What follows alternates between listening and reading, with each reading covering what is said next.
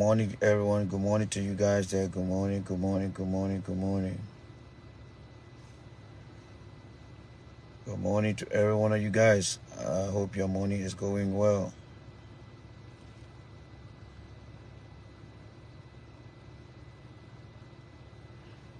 Good morning. Please share the video, guys.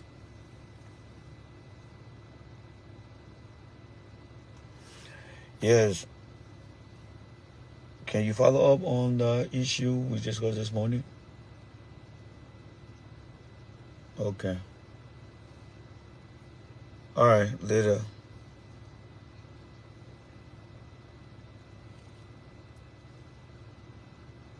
Later.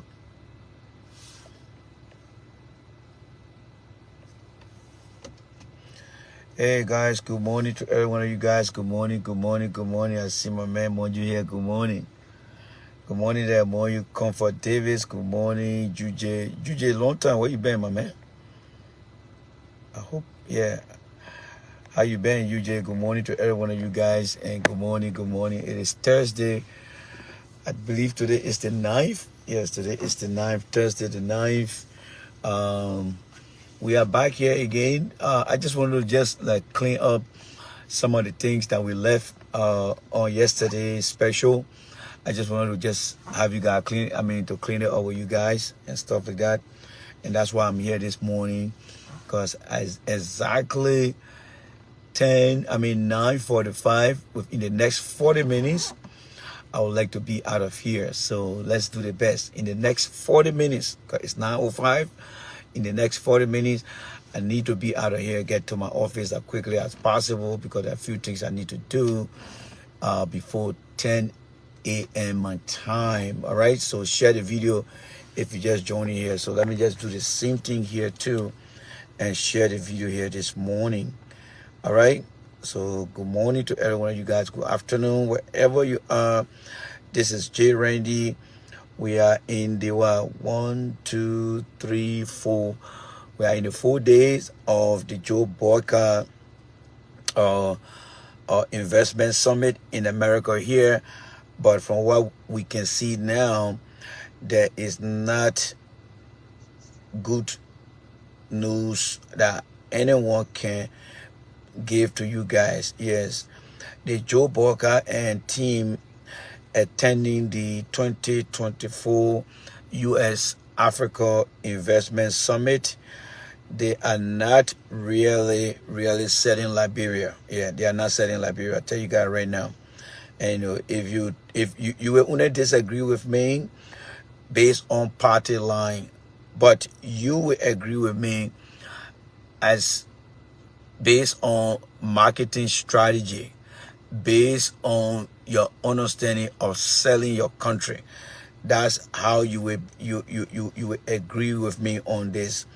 But at the end of the day, you will get to see what some of us are saying here, that Joe Boakai really did not do a good job when it comes to selling Liberia. What we saw over there yesterday on that video, Joe Boakai really did not do a good job, and it wouldn't speak to their unpreparedness. I don't think Joe Boakai team was prepared to meet the expectation of the investor. Yesterday, it was more than amateur. Yes, yesterday it was more than amateur. What we saw yesterday, it was more than amateur. I'm telling you guys right now. Yes, it was more than amateur of what we saw yesterday. So I just want to register that with you guys so that you guys can really get to know that Joe Boakai and team did not do too well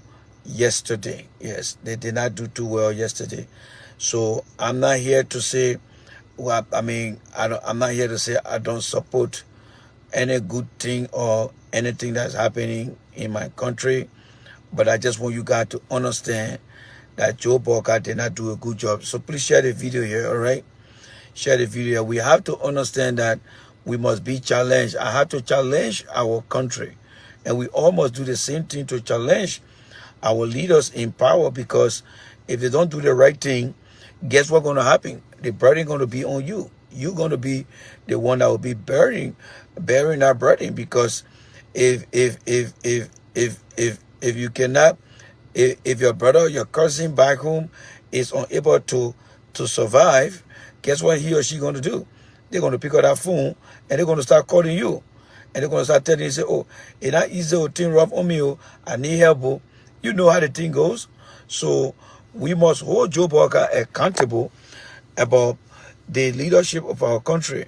And part of the accountability has to do with the fact that if Joe Boakai is unable to do the right thing, then we need to make sure that we tell Joe Boakai that what you did, actually, it did not work or it don't make sense. So think about that, folks. Think about that. Don't let nobody fool you. Don't let nobody fool you, all right? Do not let nobody fool you, and that is why I'm here. But there are a lot of things that we observe, all right? We have observed from Joe Boakai and his team, and nothing works. You know, nothing works. Tell you guys right now, nothing works. There's nothing that Joe Boakai is doing that work in our country. Tell you guys right now, there's nothing. I mean, for this summit here. Don't take my word for it, my people. Don't take my word for it. The time will come, you will see it. There's nothing Joe Boakai has done that showed to me that he actually came to America here to make things work. No, there's nothing Mr. Boakai has done. So good morning to you guys there. Did you guys watch the show yesterday? How many of you guys watched the show yesterday?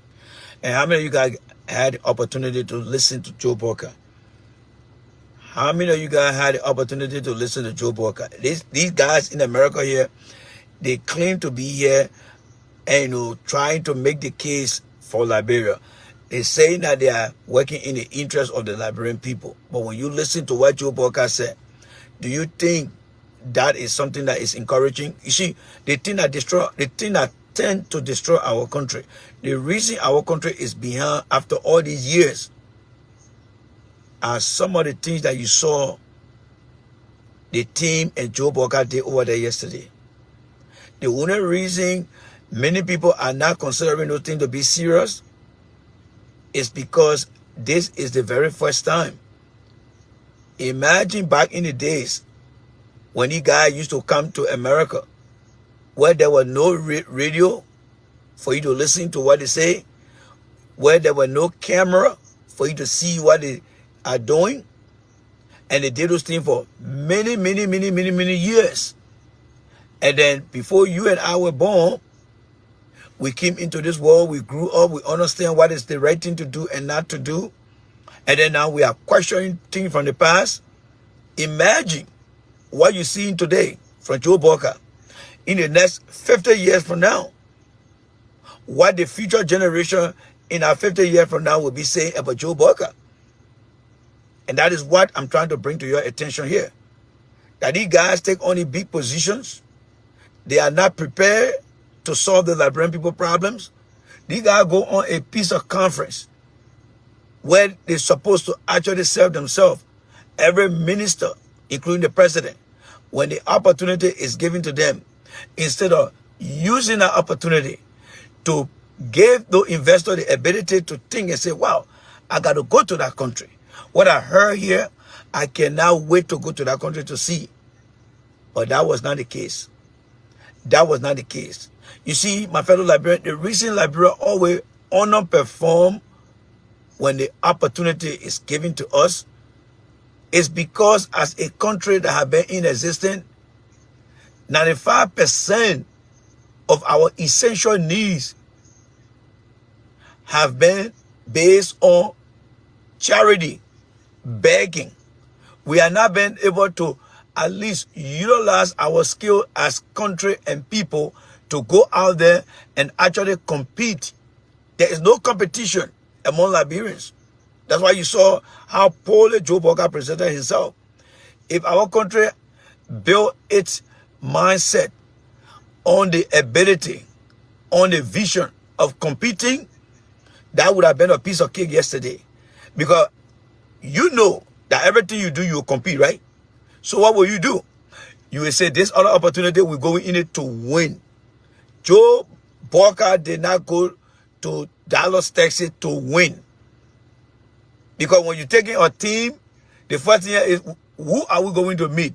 We are going to engage so many investors. What are we hoping to achieve? Let's go to the why and how. Remember the how and why? Let's go back again.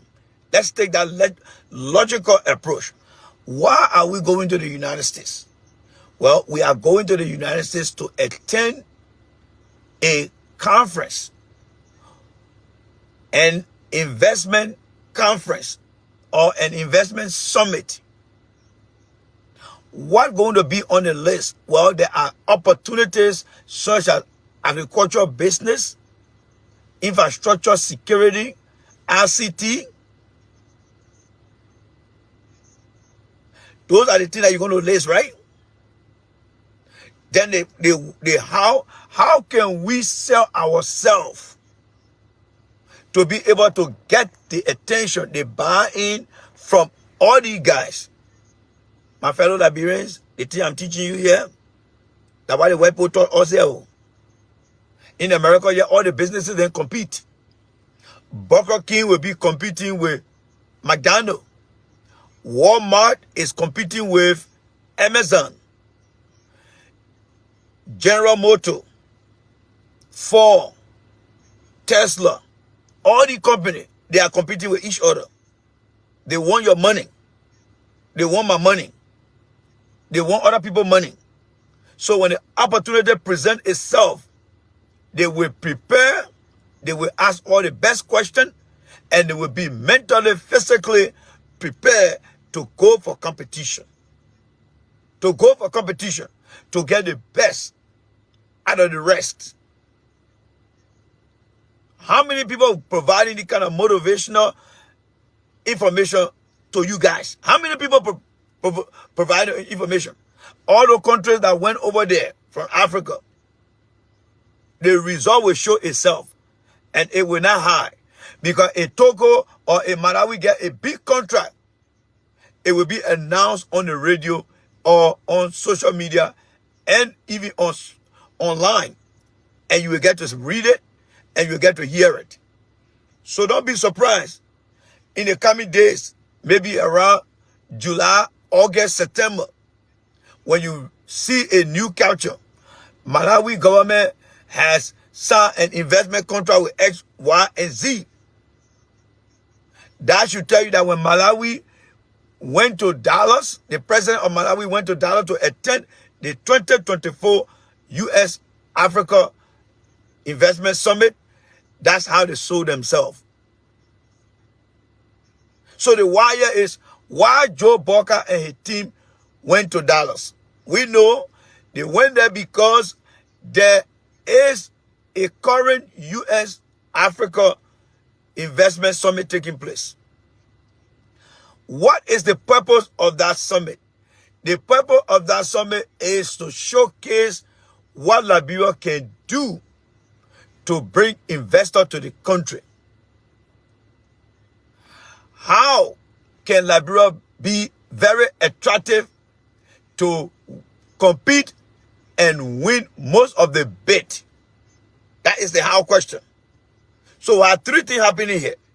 One, why President Boakai and his team attending the U.S. Africa Investment Summit? They are attending the U.S. Africa Investment Summit because it is a summit that brings together investors from the United States. You copy that? They are attending that summit because it brings together top-notch company. Top-notch company that are willing to invest into Africa. It's clear to you guys. It is clear. Why Joe Boakai and his team are attending the U.S. Africa Investment Summit in Dallas, Texas. They are attending because there are many investors and other tycoons that are coming together under one roof. And the opportunity for Liberia to take a one shot And all of these people are part of the reason they are attending, right? So we got all the why. Now, the ability to attract. How can the Liberia delegation led by President Boakai and team attract 2/3 of those investors in the country? My people, they big businesses in America. That's how they can brainstorm to win business over. And that's what I'm talking here. That is what I'm talking here. You see, the reason many Liberians are not interested in the thing, it reflects on the country as you can see it. The reason many Liberians are not interested in the kind of conversation, it reflects who we are. A bunch of people that beg a lot rather than competing. Ghana technically is already fulfilled. That's why she did not rush to attend that place. Kenya is already fulfilled. That's why she did not go there. It is my understanding that the Nigerian vice president did not attend. He turned the plane around and went back. And the foreign minister went in his place. The reason here is because Nigeria is already fulfilled. You look at Nigeria today, almost every sector in our country has a millionaire, including the musical industry. But once upon a time, Nigeria was a country that went to Biafra war. They were in war. They had a war, the Biafra war. But they came out of that and decided to make their country better. My fellow Liberians, listen to me here. From generation to generation, our country has only been part of history, but we have not been able to acquire or achieve any successful award. I need to make you guys to understand that. Almost all the countries on the continent of Africa have been receiving some successful awards. As one of the older countries on our continent, nothing we have been able to achieve. But yet and still, every generation is willing to accept the normal way of how our country continues to be behind. We have normalized ourselves. We have become so complacent in our normalization of how our country is. And that is why we're not making progress. But once in a while, when we go to Ghana, we travel to Rwanda, we travel to Nigeria, the Cote d'Ivoire, and then when we come back, we say, oh, but why our country not like that? Because those people are not complacent. They are competing all the time. So coming back to Joe Boakai and his team, those guys were never prepared.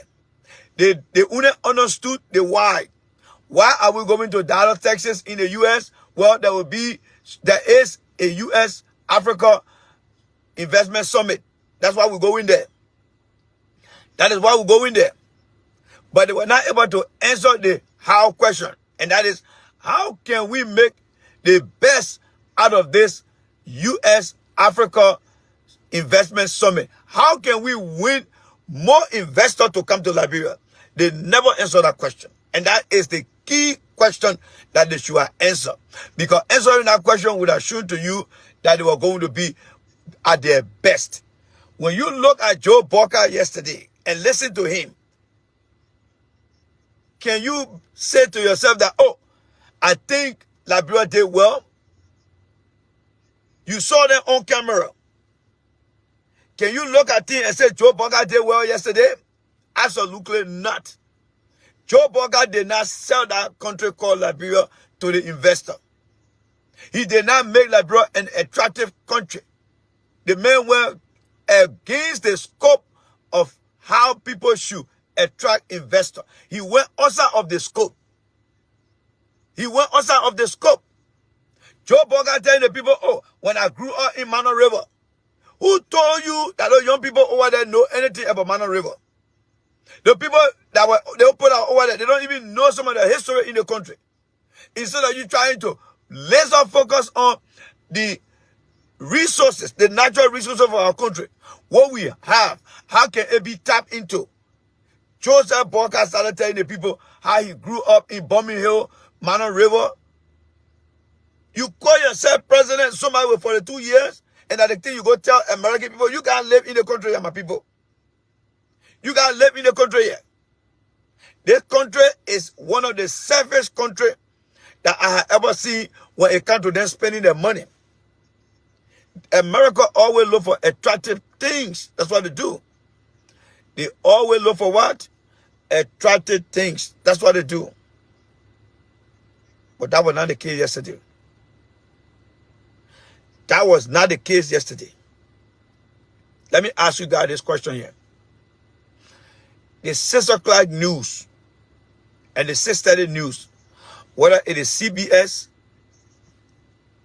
ABC, NBC, the 6:30 news and the other news, have you ever seen any foreign national that speak like the way I'm speaking, giving news in America here around 6:30? Let me ask the question again. Those of you that watch the news or used to watch the news in the past, have you ever seen on the 6 o'clock news or the 6:30 news in America somebody with an access giving news? Do you know why? Because that is the best time that people relax to listen to events around the world. When it comes to these businesses and their money, they want to put their best up front. While it is true that you and I will see it as some form of racism, they don't give a jack about that. They don't care. They don't care. What they want is, what can the person do for us? So oftentimes it will be your son, my daughter, who were born here, that know how to speak like them, will be given that opportunity to give news.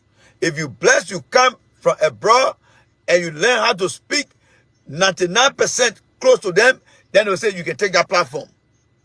Or when you are naturally gifted, they will give you something.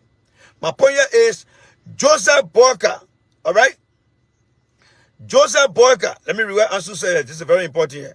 I know a friend of mine that went there to meet JMB just to get job in Liberia. There you go. Somebody go to go meet Joe Boakai for a job. We'll talk about that, Ansu, but let me just tell you on the small, not on the platform, not on the stage here today. That's all Liberian people like. Why is it that they Liberian people and a job in Liberia? Everybody want to go to Liberia to go get a job. But how many of them really changing the life of the people in our country? None. Everybody want a government job. They're not going back to say, you know what, I'm an expert in the era, I'm an expert in the era. Every time they eat Joe Boakai here, they're looking for a job. That's why I keep telling you guys on the platform here. The only way you can stand against any administration or politician, believe in your talent, believe in yourself. You will not become a slave. Do you now know why many Liberians on their platform don't talk the truth on their platform? Because almost all of them looking for a job. And the last thing they would like to do is to talk negatively, which is a constructive criticism about a politician or a government. Because at the end of the day, they want to get a government job. That is one of the reasons why Liberia will not go anywhere. Because all the guys will see the truth and they will look the other way. Because they want government job. But thank you very much, Ansu, for sharing that information. So yesterday, you're listening to Joe Boakai. Joseph Boakai went also to and went against everything the representative of Estela Metal said yesterday on that during that conversation. During that conversation, the man told the people, he even did a PowerPoint presentation showing the different business or location where Estela Metal is operating. And when Joe Boakai came to talk, he told the people that Nimba is a ghost town. There is absolutely nothing in there. There is absolutely nothing in there.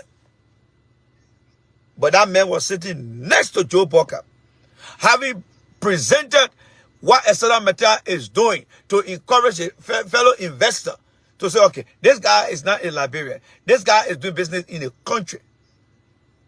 And look what he's telling us. It gave someone 20% hope. It gave someone 30% hope. But when Joe Boakai came and started to speak, the guy like, oh, I think the guy lying to us. Because the president of that country is coming on and telling us that the area the guy said they're operating in is nothing but a ghost town. There were two different information that was sent over there yesterday. Two different information was sent over there yesterday. How can Estela Metal be operating in Nima County? Is that ghost that operating Estela Metal? That is the mistake. These guys were never prepared. Joseph Boakai was never prepared. Don't take my word for it, though. Y'all that here, I appreciate you guys. But you just watch and see. You just watch and see. After the summit, when they leave, starting from tomorrow, but they said they will be here for some time. Those guys will leave from here, and the only thing you will be hearing in Liberia, the World Bank, the IMF, USAID, and the current existing company in the country. They're not going to Liberia. They're going elsewhere. They are not going to Liberia. Because going to Liberia will be a risky investment. Joseph Boakai did not describe the business climate in the country. For example, at least say, look, since my administration with Ellen Johnson Sirleaf, we did a very good job, a very, very good job yesterday. I mean, a very good job for 12 years. My predecessor, Mr. Weir, he managed to maintain security in the country. Even though there were a few things here and there, he still ran our country without international support in terms of security. As far as the investment climate go, there was some gain that were made. However, we are willing to make a very big and bigger gain than what my predecessor has done. When you build that kind of vision, when you build that kind of success in the mind of the investor, you are opening up yourself for more opportunity. But what Joseph Boakai decided to do, Joseph Boakai decided to ruin the country that he and Ellie left for 12 years, that we are left for 6 years. He tried to ruin that, thinking that the investor would just listen to him. But that was the wrong move he made. That was the wrong move. When you tell somebody that, oh, their place is a ghost town, the people are going to be thinking, they're going to say, look, yeah, what's going to happen? We are not going over there to start a ghost town into a town of lively people. We cannot go there. And what Joe Boakai says, some of the other guys from other countries will say, look, we don't have no ghost town in our country. We are from Malawi, we are from Cape, we don't have no ghost town. Everywhere in our country, we have people living there, and our investment climate is okay. And guess what? People will start going in that direction. Joe Boakai decided to say what he said yesterday because he went in there thinking that, oh, I will bring George Weah down and I will bring this thing down. When last have you listened to any president in the world, especially in America where we live, for a leader, whether Republican or Democrat, to say, oh, those guys mess everything up? No. They will always tell you that these guys did some things, but we can do it more. What they did, they not really do it according to your expectation. We are coming to do it right. The reason is you want to create a stability under the investment climate of that country. So yesterday, Joe Boakai did not tell the investor about the investment climate in terms of security, stability. He never did it. He destroyed the two important things. And the two important things are the decision factor 3 that investor will use. Joseph Boakai should have started from Ellen Johnson Sirleaf administration. And I'm sure that River Livingston was very disappointed in Joe Boakai. But you know, most of the time, the people in the country will always put on that smile just to make you to feel good because there are many people watching. But I'm 100% sure and confident that River Livingston, she was disappointed in Joe Boakai. And I'm sure that Eddie will call and say, now you see what I've been telling you about that man. Now you see what I've been telling you about that man called Joe Boakai. That's who that man is. That's who that man is. Joseph Boakai yesterday destroyed the opportunity for Liberian back home. He destroyed the opportunity. There will be investors from that place that will walk away and say, we have 5% over 100% interest in Liberia. Because when we listen to the president of Liberia, what he told us, it doesn't show that the country has made any progress since they got that democracy that allowed them to vote. So we're not going there. So it will not be the World Bank, the IMF, the USAID that will be in Liberia over there. And they are not investors. They are partners to us. They are partner to us. Because Joseph Boakai did not do a good job in selling the country yesterday. Mr. Boakai should have piggyback on he and Eddie administration to say, since 2006, 12-year President Sadi and myself, we built the economic climate. We created stability in the country. And many of you guys will remember what we did. President William came for 6 years. He did what he wanted to do. What we are proud of is the investment climate is still there. The security is still there. But the people wanted more from the unity-led government. And that's why we are here to make sure that we bring you guys back to the country. Don't go against humiliating George Weah achievement by saying the whole country, there's no investment when you were there during Mano River time. That is against recruiting investors to your country. You talk about things positively. How many times in America here you see people taking data picture and putting it online for America? You and I know that in the country the guys on data places than here, right? How many times will you see it? Because America want to continue attracting tourists to come to the country. They want to attract tourists to come to the country. You see, there is a difference between internal politics, and we call domestic politics, and there is a big difference when it comes to international politics.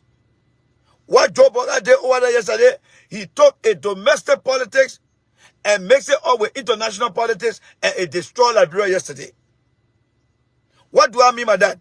Irrespective of what Ellen did that Joe Boakai did not like, what we did that Joe Boakai did not like, when he was sitting with the people, he should have told the people about the investment climate and the security, and then begin to expose to the people what we have in terms of economic gain. He did not do that. He did not do that. He did not do that. Never leave. You know when they say family state can bend, it can break. Joe Boakai broke the state yesterday. As a country, no matter our domestic or internal politics, once you go outside, you don't carry those kind of thing out there. Because it's politics. There are people who voted for you.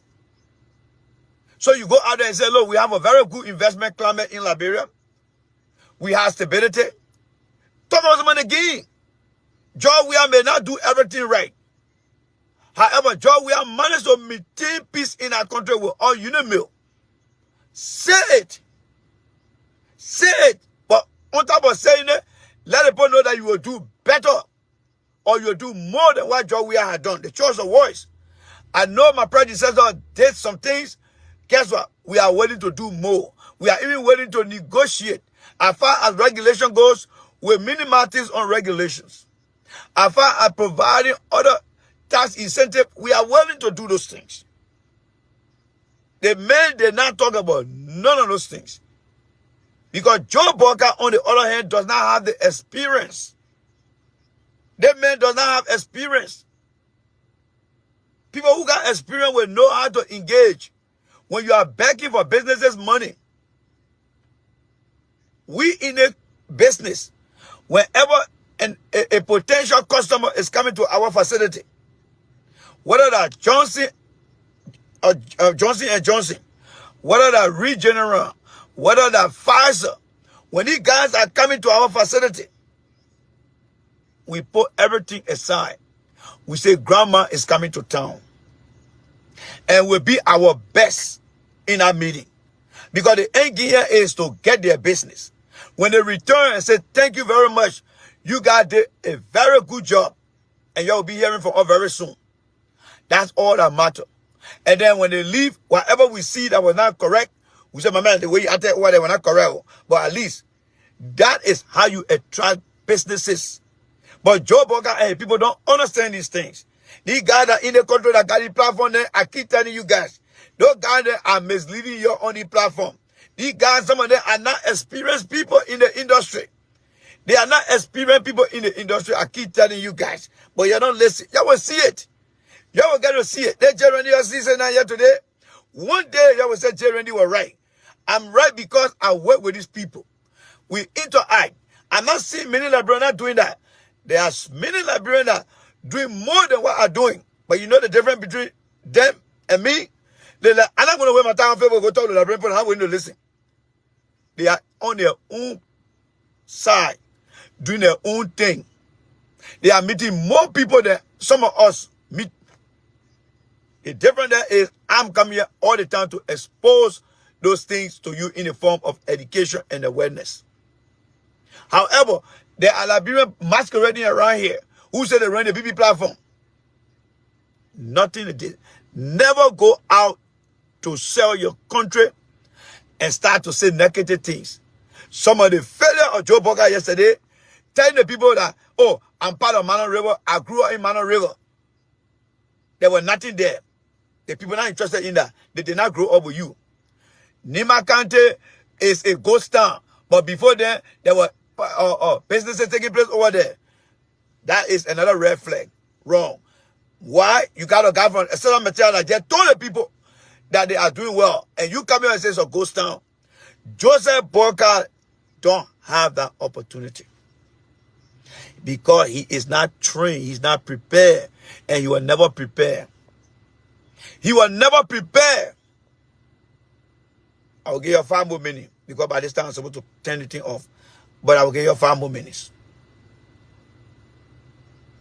Joseph Boakai destroyed Liberia opportunity yesterday. Those investors that were in that room, they will walk away. And they will say, I don't think anything in Liberia. The president of the country told us that the country is a ghost town. I mean, the activities in the country as far as investment go is nothing but a ghost town.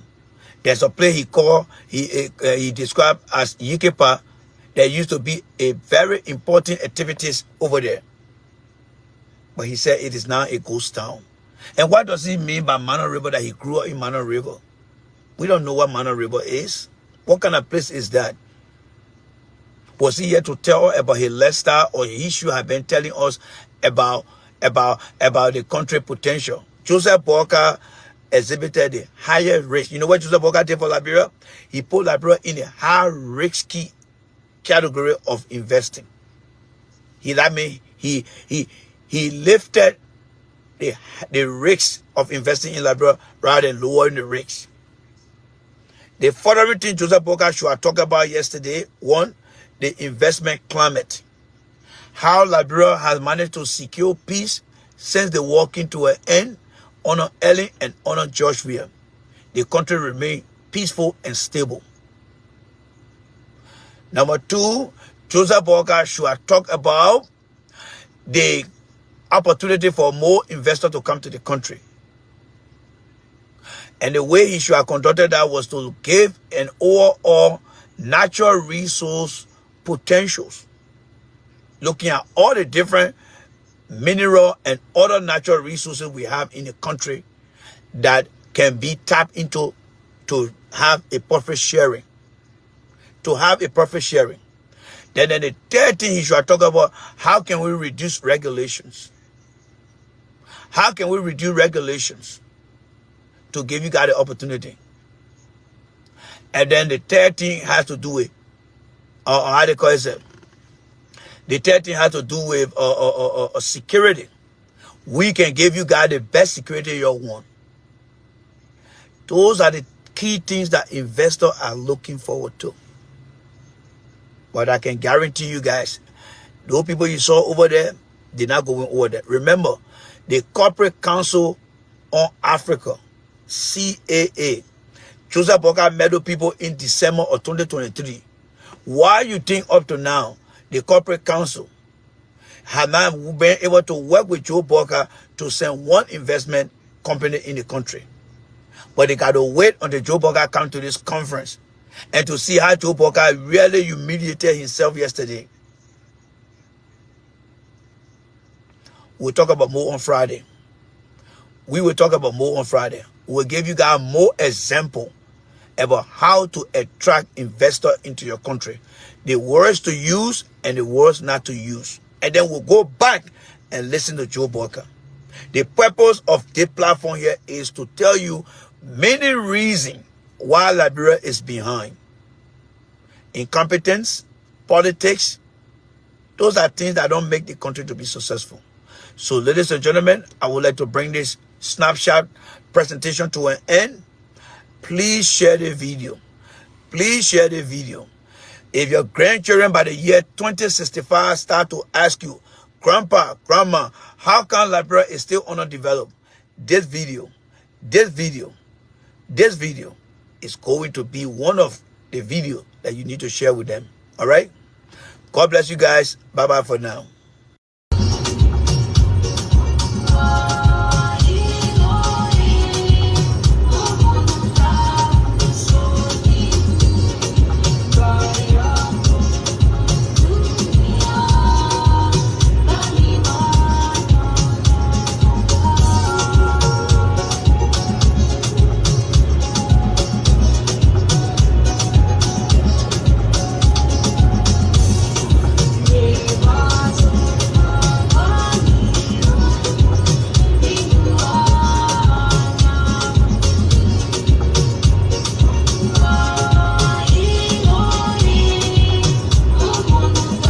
On my way home now. I'm on my way home. I'm on my way home.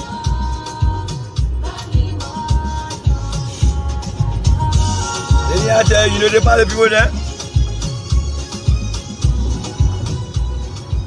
Didn't I tell you, the party people there? Oh boy, what a day today. It's almost there. Almost there. Well, I'm on my way back to my location, and it is a very cool evening ride. So I just wanted to make sure that I have some company, and those that are going to keep my company are going to be right here with me. So hello there to everyone. Again, I am on a cool ride. Trying to take myself to where I belong. So hello there to every one of you guys. There is not going to be any conversation this evening, so just bear in mind there will be no conversation. But we just have to utilize the short period of time for us to be able to finish our things. The day hasn't been bad today, been a good day today. Not too much sun. As for the cold have been neutralized for the time being, and I think it's going to stay this way for a period of time, because we shall be entering into the summer. We should make it good. So if you're just joining me here, let me say hi to every one of you guys and provide you with some information as quickly as possible. Tomorrow, Friday, by God's grace, we will be having a very, very, very good conversation around the President of Liberia visit participation in the 2024 U.S. Africa Investment Summit. I thought the president and his team did very, very poor. Yes, I had never seen any president in my life of a country or of an organization that went out there to showcase the value of his country, but honor perform. And that's exactly what Joseph Boakai did yesterday. Many of you guys will not understand.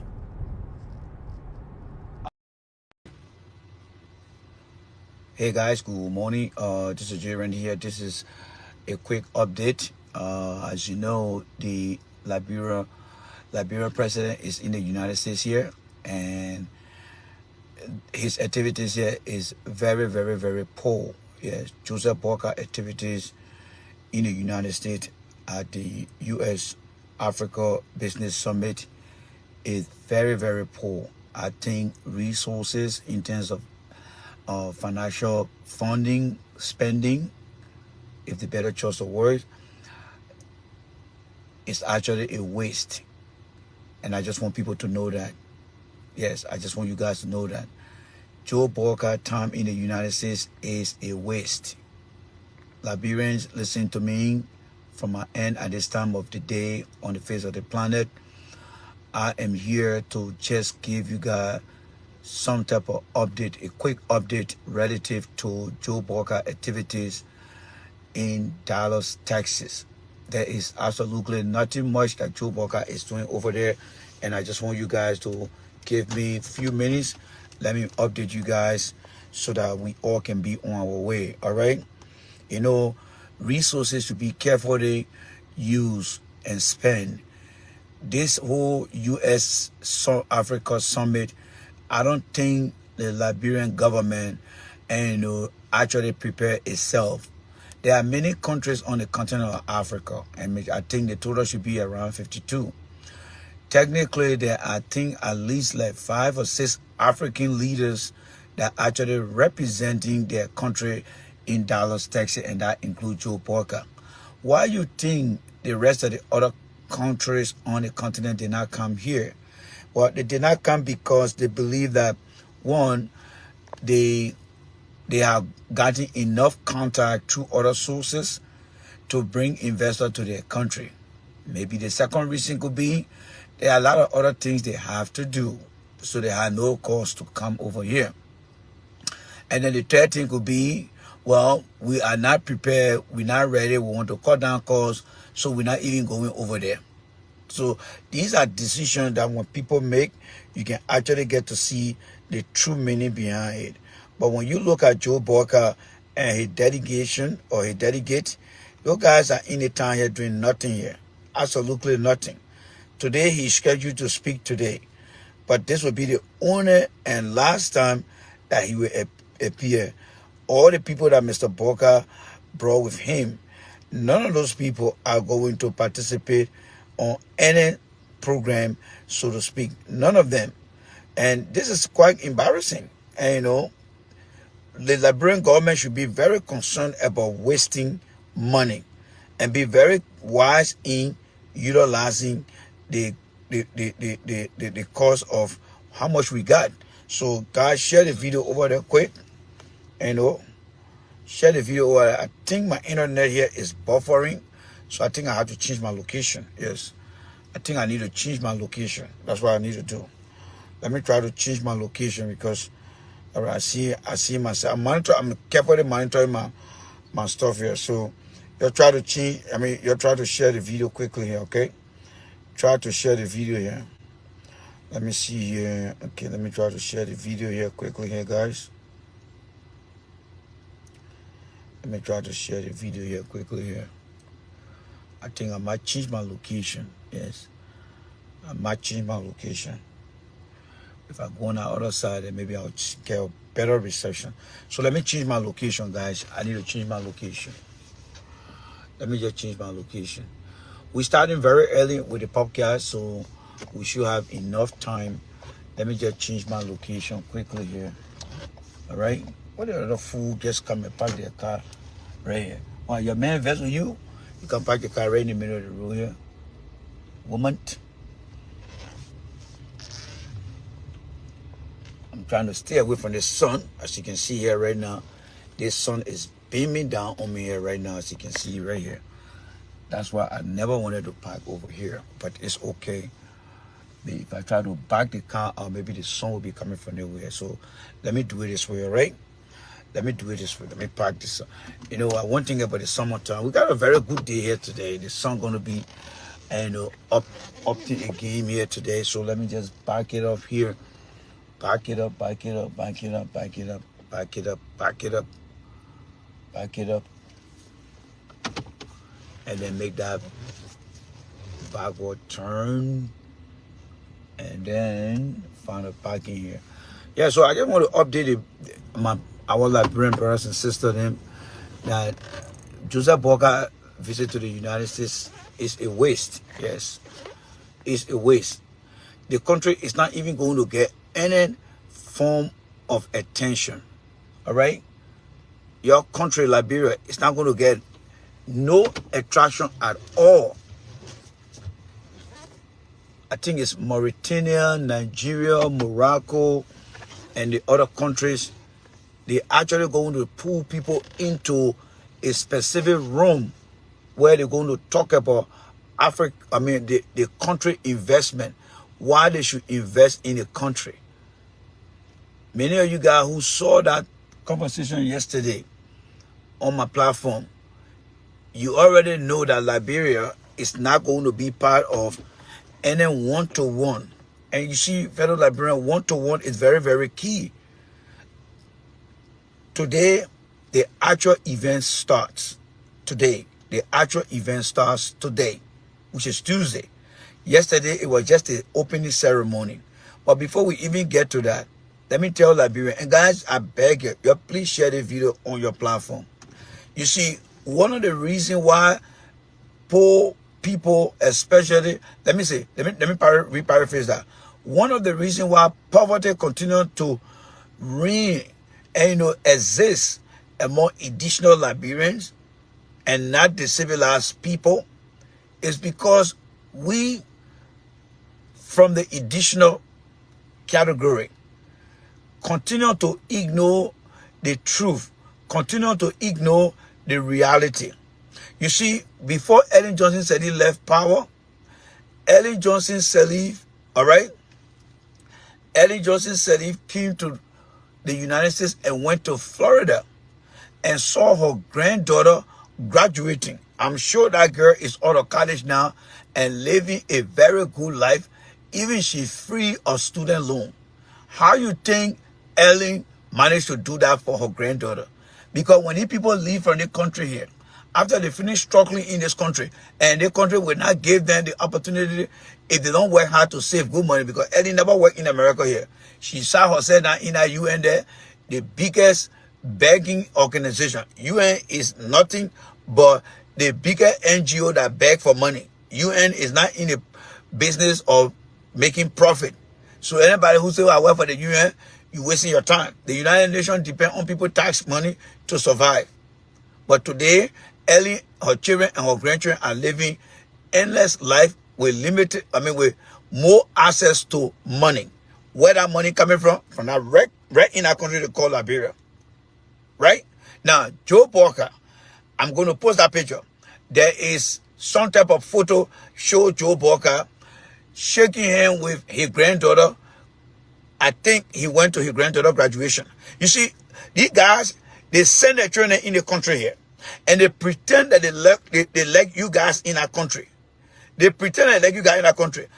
However, their children are in America going to school and getting better education. They are going to school. Joe Boakai met his granddaughter today in America here, who is about to graduate from college. And you guys in our country over there. Some of us who left from that interior. Some of us who are from the additional tribe. When we tell you that you need to listen to some of us, you're not doing it. Joe Boakai, Ellen, they all got their children there, including the non-Kanga woman. They got their children there in America here going to school. And they're over there taking the resources and not even giving your children the benefit. And when people can't tell you, oh, that man looking for a job, that man looking for a job. Y'all will continue to encounter hardship in our country. These guys, when they serve their position, their time over, they run away.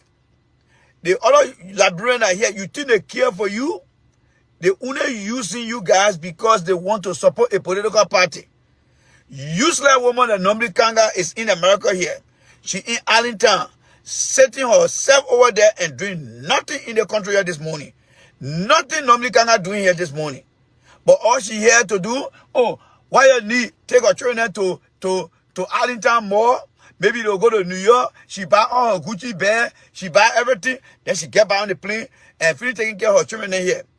Remember, she's a public servant. Remember, Nombi Kanga is a public servant. She's not like you. She's not like me. We here, we work to survive. We work to feed our children. When the woman is on her break, Nombi Kanga should be going to her county that made her senator to take that break and be able to look and see what that county need. What that county need. And say with the people and say, okay, I'm off for a break. Nancy Pelosi. All right? Nancy Pelosi and other female in the structure of this government in the United States. When these people go on break, they don't go to Italy, they don't go to Spain, they don't go to France. They go right back to their constituent because they got a local office there. And the local office is going to say, okay, will they break? What happened in the state here? What happened here? Let's engage the people. But when Liberian lawmakers get little break, they come into America to come take care of their family, pay their mortgages. Then they go to New York and buy their Gucci bag. Then they go back to Liberia. They don't care about your child education. They don't care about your parents' opportunity to seek jobs. They don't care for those things. Don't tell my wife, oh, I don't live in that country. Oh. I don't live in that country. My children don't live in that country. Those who got their children in America here, the difference between them and me, I tell you the truth. I tell you the truth. That criminal they call Witherspoon are living here. He's not working this time. The man is homebound. Every money he stole, he paid it back, and he paid it back. But guess what? The government of the United States, the state of New Jersey, is still responsible to take care of his children. To take care of his children, because there are different programs in the country that can help motherless, or how do you call it, single mom with their children.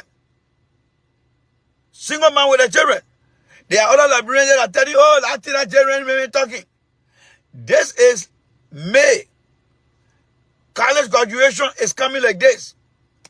Joe Boakai already has seen one already. Joe Boakai has seen his granddaughter graduating from college. But next month, it will be graduation from high school. Most of your ministers then, their children are graduating in the town.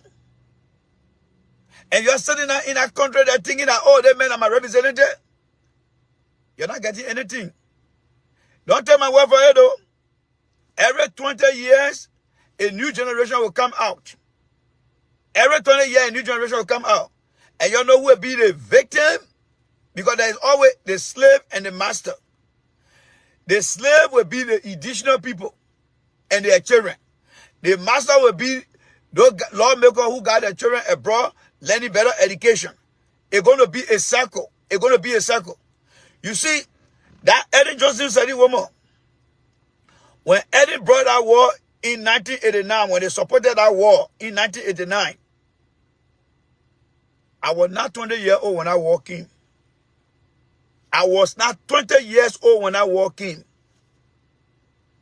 Today, when I look back, I said, look at me. I was not 20 years old when Eddie brought that war, and that woman tried to destroy our future while her children were learning in the country. It was from over there my light opened up. I said, you know why? These people got no feeling for any additional man, child in this country. These politicians, whether they come from the additional side and 10 politicians, they come from the Congress side and 10 politicians, they do not care about the additional men, children. And that is when I started to up my game. I was not 20 years old when Eddie brought that war in 1989.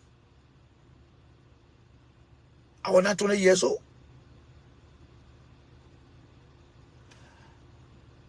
That is why today I keep telling you guys, if you're between the age of 18 to 37, you better leave that country. You better leave that country. Because I was saved by the skin of my teeth, of my understanding as well.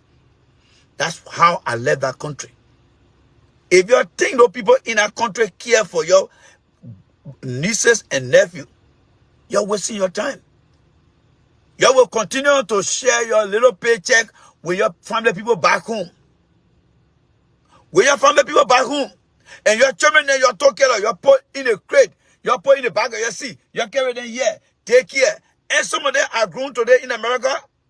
And you can tell them today, oh, your uncle will be calling you. Tell the money, go send it to your uncle. Some of you guys came in a town here as a single person. In your teens, you never have brought a child with you. But after the year you live abroad, you have met a lady or you have brought a child in the world. And you cater to that child. The child has grown up now. The child know your relative and back home. And they have understood how to send money back home. So that take the pressure off you, right?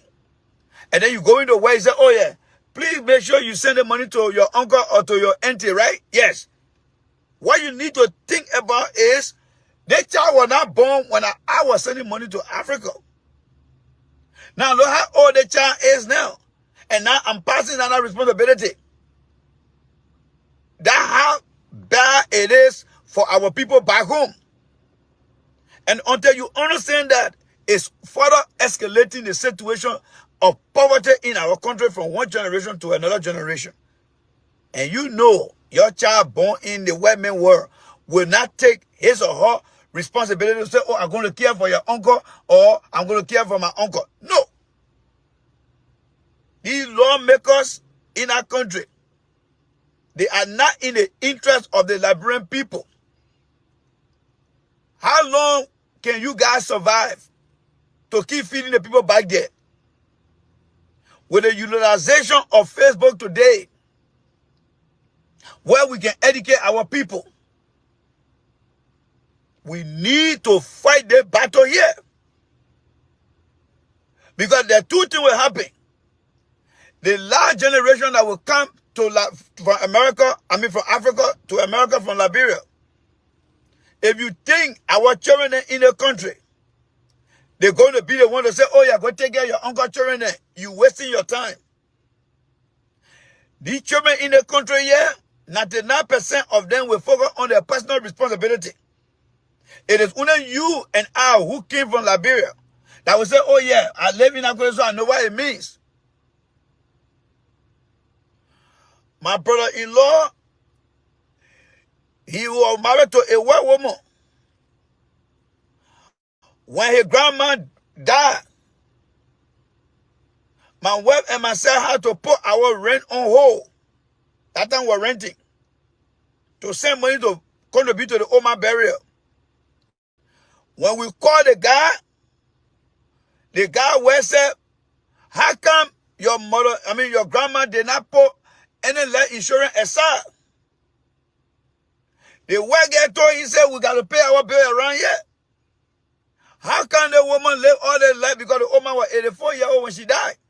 She said, well, how can the woman live all her life? She put no money aside. It will happen, and it will happen, it will happen. We need to start to educate our people. It is wrong for Nomri Kanga to say she represents the people of Grand Bassa County, but she come and say her sit down in Arlington. Instead of going to the county and see what people are going through, Nomri Kanga bringing herself in the place here. She is a very useless woman. She is a very useless woman. Very, very useless woman. Very useless woman. I'm telling you guys now. Nomri Kanga is a useless woman. Her heart is cold. When you are representative, you must care for the people in your country. You must care for the people in your county. The people don't get to see them.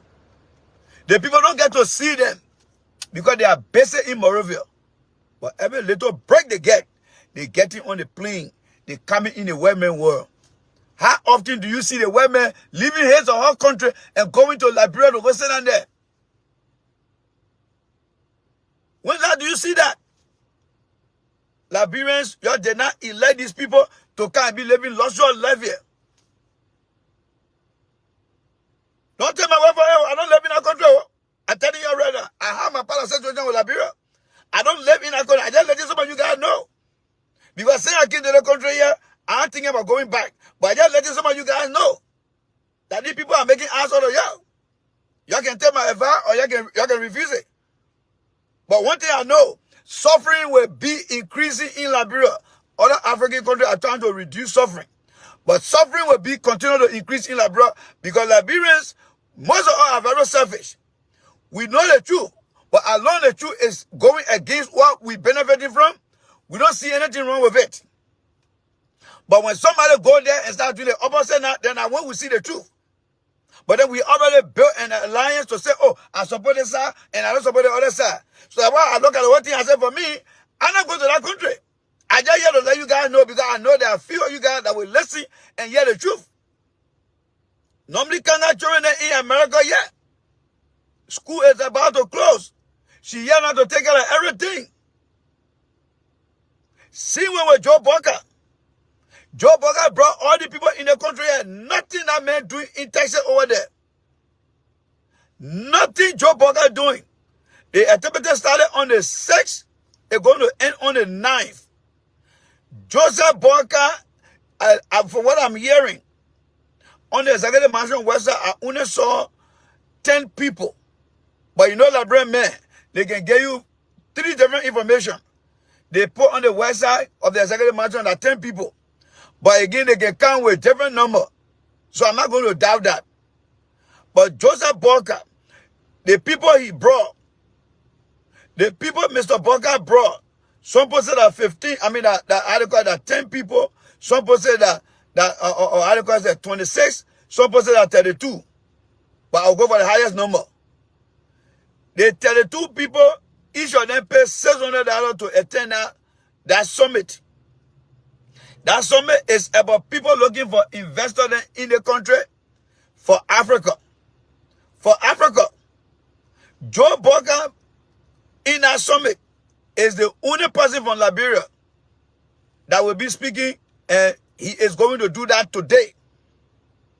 Other than that, there are different programs, different speakers from the continent of Africa, from some of the businesses. Now one delegate on Joe Boakai team has been selected to speak. All the people Joe Boakai bring in the country, let me put it in the real Liberian English because I can always speak Liberian English, but let me try to simplify it. All the people that Joe Boakai bring in the country, yeah, none of them going to stand on the platform or on the podium to speak to the people then yet. And then the sorrowful part about it, there are other countries from Africa, like Nigeria, Mauritania, let me see here again, Ghana didn't go there, so Ghana going to be there. Mauritania, I think Morocco. Do you know that all these countries, they gave them special room after they finish with a big conference? They get a time where they say invest in the country. So they're going to take all the representatives, all the BB people there now. They're going to go in one room. You got 5th grade, 6th grade, 7th grade, 8th grade. Every class will say invest in Morocco. Then the big company people will go and sit down in our room there now. Then the Morocco people will say, you know, when you come to Morocco, this is what we got, this is what we have. And then people start asking questions. Nigeria got the same thing too. They get a time during the day to say, invest in Nigeria. Do you know that Liberia on our list? And that's the best time that you can get people to go work in the country. Because when that time comes where they say, invest in the country, Liberia is not on that list. Liberia is not on that list. Liberia is not on that list. Liberia is not on that list. I think I hear somebody calling here again. Yeah, and I hear somebody calling here. They want to call Mama Sa. All right, Ma Koma Sa. She said, you really useless. Oh, what have you done for someone in Liberia since you went to the United States? Ma Koma Sa, you are a proud example of a very low IQ person. All right? In your own understanding of what have you done, because you are so low in your IQ, you don't even recognize that providing information that is very powerful. When people say knowledge is power, you don't even understand that. So I'm not going to have my head behind you yet. Because to be honest, And I'll be very honest here. Many Liberian women are very low in terms of percentage when it comes to intellectualism. I'll be very straight here. Maybe the new generation will be better than the existing and the past generation. But there are many female Liberians that are not smart up here. And there's no doubt in my mind that they want to call Marco Massa. She one of those from that same category of people. Because in her definition, when they say, hey, somebody, if you put money in your pocket and give it to them, that's her part of definition. And people, and history has shown many times that people have been giving money to Liberians, but they are not building amount of Liberians. So I understand, Marco Massa, you are from a generation of low and uneducated people. I know that. I know that for a fact. I know where I'm seeing her, my wife will not get happy, should not be happy with me. But I got to hit the snake on the head today. I know where I'm seeing her, my wife will not be happy. But you are part of the generation of Liberians that within the female category that has a very low IQ. No female from Nigeria, Ghana, South Africa, Kenya will be asking that kind of question. Because when people are giving you information, you have to pay for it. When you go to school, you pay to get knowledge. And then when you graduate, you work to get paid. You don't understand the flow of that pattern. So you got no space on the platform yet. With all due respect to all the female Liberians, this other one, she's not qualified to be on the platform here. Under no situation, she qualified to be on the platform. She's not qualified to be on the platform here. Yes, she's not qualified to be on the platform. And you're not welcome here. You're not welcome here at all. You are not welcome here. Yes, you are not welcome here. I'm not going to hold back on the platform here because Liberians, we have been part of the destruction that has been taking place in our country. Oh, he's a male? Oh, he's a male, they are feel sorry for him. You see, he don't even trust himself. Okay, Webby? He don't even trust himself. That's why he call himself Marco Massa. You know, maybe he like this. I think he like this. And you know, when a man be like this, then he not correct. You know, when you get called and say, man, that guy I'm talking about here, thank you, Webby. I think he like this. He like this. He like this. When by when we have to throw something to our friend and by whom, and we say, that guy is a male, but he like this. Maybe he like this. I think he like this. All right? That's why he get that kind of name, because every man will identify themselves with a male name, and every female will identify themselves with a female name. So maybe he like this. Maybe he from the he-she community. So let me move forward here. All right? So that's why it is. But he's still living with... Somebody said, maybe he like this. So when you see me doing like this, you know, sometimes Webby, you might just say, Randy, just do your hand like this. Say, Randy, that guy, he like this. And one Facebook can come up with some emoji. What the emoji will say, do like this. One Webby, when you say, Randy, that guy like this, then I will know exactly who he is. Yes. So now that you already identify, that guy is like this. He like this. He like this. And you know what I mean, right? Because we all got to say, we all got to represent the LGBT community. I respect the LGBT community. But at the same time, I had to say, he like this. He like this. These are the people then who travel abroad and disappoint their parents then. They come here and turn into he like this.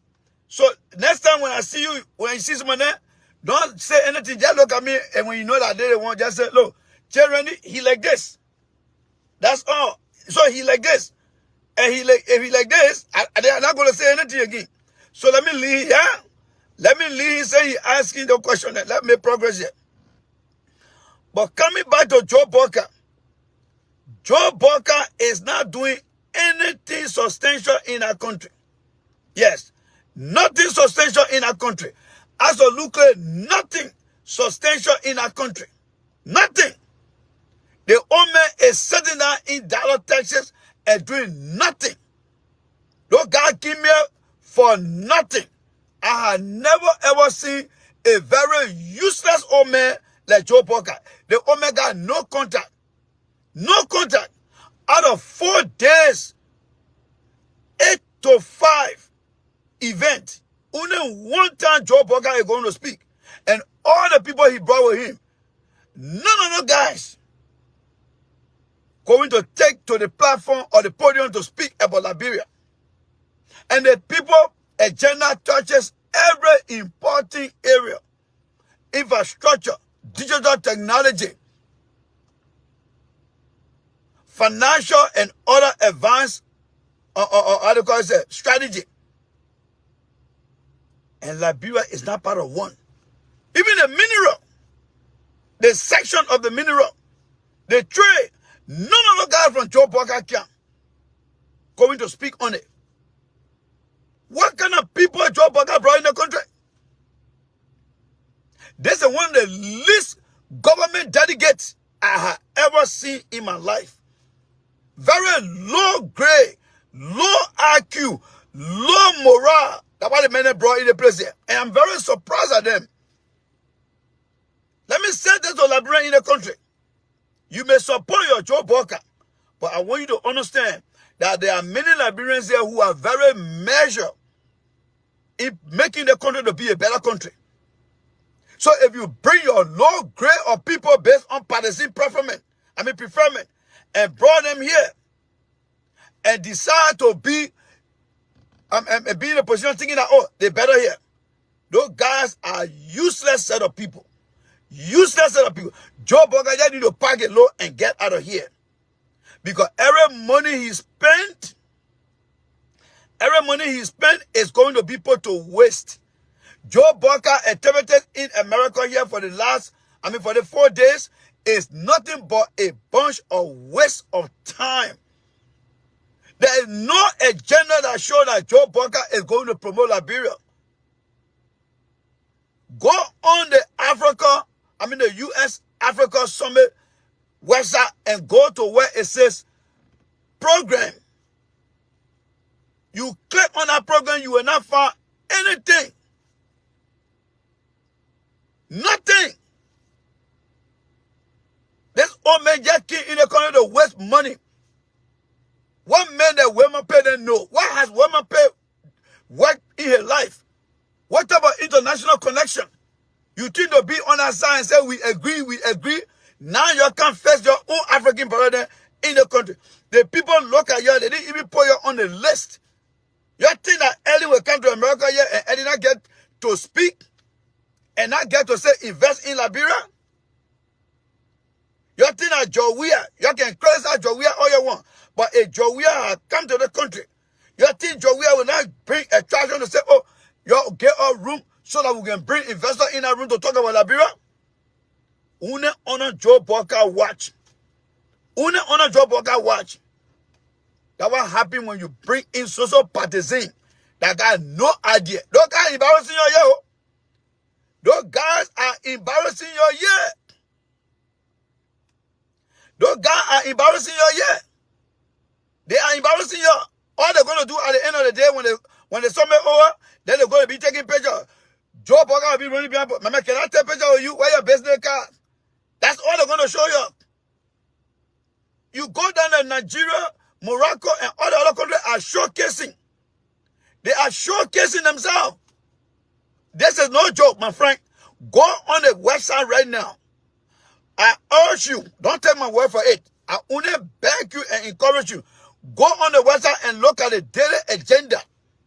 And look for the area where it says invest in Morocco, invest in Egypt, or in Nigeria. All the countries that attended. The Nigerian president is not there. Nigeria already secured a spot to say invest in Nigeria. But Joe Boakai, who is a president, he's down there. And they don't have no time to say invest in Liberia. You got finished, yo. You're finished. Thank God for Facebook. Thank God for Facebook. Thank God for Facebook. Alex Freeman, you want to see that thing? Go on my page. Go on my page and go watch my video from last night. That's the only thing I can tell you. Go on my page and go watch it. Those guys are useless. They're wasting the taxpayer money. If you ever imagine what it means to waste taxpayer money, go and look at that agenda. Go and look at that agenda. Everyone who asking me, go on my page and watch my show from last night. Go on my page and watch my show from last night. Go on my page and watch my show from last night. And tonight again, I will show it again. So I'm inviting you guys. I'm inviting you guys. I'm inviting you guys. Yes. I'm inviting you guys to go. Very, very, very useless. Yes. Very, very useless. I have never seen a useless government such as Joe Boakai government. The guy named Kimia, they know nothing. Nothing. They are blind. Those guys are so blind that they don't even know where to go to use a bathroom. Go see them there. Go see them there. Texas has one of the largest African diaspora. And those guys are in a place embarrassing us the hair. Embarrassing us the hair. Alright? Embarrassing us the hell. And you got that other useless one they call Nnamdi Kanga. She came to the United States, ran away from her own constituents, and can't say herself down. And can't say herself down in Allentown. That thing get happy from the people, I mean, with the people of Kenya. It cannot happen with the people of Ghana. Ghanaian official come to the country. You better make sure where you coming for here, it is connected to the people well-being. Only Liberian government official can come here. They can be given that kind of opportunity. I listen to that other criminal in New Jersey. Telling people, oh, I only need 20 people. You must go get your need to that man. That man is criminal. Before he goes anywhere, he has to fill out a form to tell his parole officer and the United States or district court that is responsible for him. Where he going? How many people going with him? What the purpose? How long he going to be there? So that when he get messy, all of your need, they will start coming after you. They will knock on your door. Yeah. Why your need? So. Do you know what sentence is? You must be giving your need to that man. The way some of you don't listen, you keep giving your need to that man.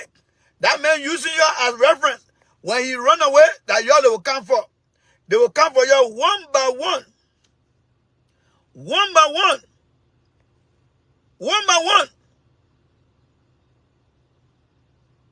Let Nnamdi Kanga keep associating herself with, in fact, Nnamdi Kanga is a disgrace. Nnamdi Kanga is a disgrace. I don't have no regard for that woman until she started to put some discipline on herself. Because right now she got nothing on her that resembles discipline. The fact that you call yourself President Pro Tem and then you engage in a criminal in the country, and that make you, Nnamdi Kanga, a very useless individual. Why you don't understand, Nnamdi Kanga? There are some Liberians there who are very measured in their discipline. Liberians in the country, majority of them, they work in a discipline role. They work in a discipline role to make sure that they represent the country called Liberia. You come to the country and you're not going to intellectual people, but you want to come and be talking to a criminal. A criminal. Nnamdi Kanga, you are a disgrace. You are a disgrace. And you think with such a nasty character, you think some of us here who are well measured and disciplined in our thought, you think I'm going to give you credit here? No.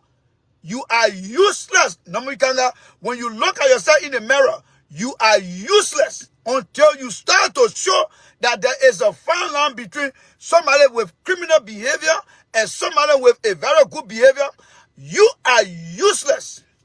Useless individual. And thank God some of us don't live in that country. Thank God. Because every public official, you want to defend the law of our land, right? That's why they call you lawmaker. but you trying to take side with somebody who have broken the law. So where do you stand, Nombikanga? Where do you stand to go invite a criminal to come to your house? Where do you stand? Isn't she a lawmaker? Of course she is, right? What is the purpose of a lawmaker? To ensure that peace, stability, and prosperity exist in our country. So what must be done? Well, those who try to disturb the peace, those who try to destroy other people, should not be given the opportunity to destroy other people, right? Yes. But then she come in the country here. She come in the country here. And then she want to try to take a side with a criminal. There are Liberians there who are cartoon pusher. There are Liberians there who are people cleaner. But they are proud of what they're doing. They are proud of it. They are proud of it. And she not coming to say, oh, let me sit down with my fellow Liberian here. But nobody can want to come here and can talk with a criminal. Very useless woman. Very, very useless woman. Very useless. Very useless. I see her walking on the street and I see her spit on the other side. Because that's how useless she is. But I don't blame her. I blame the people who gave her that power. That woman ain't work for them. She work for them. She work for them. There are some women in our country that are very respectful. Because they bring their children up. That kind of woman over there? No. Normally, Kanga, you not fit for me to even say your name in a very respectful way. You work for them. You work for them. Normally, Kanga, you work for them. So go sit down in your alley down over there. You let the people of Grand Bassa County in a situation. You're not going to the county to see what the county need. You call yourself President Pro Tem. You're not going there to even conduct your own personal assessment. So one day when you leave public service, you say, this is what I have done.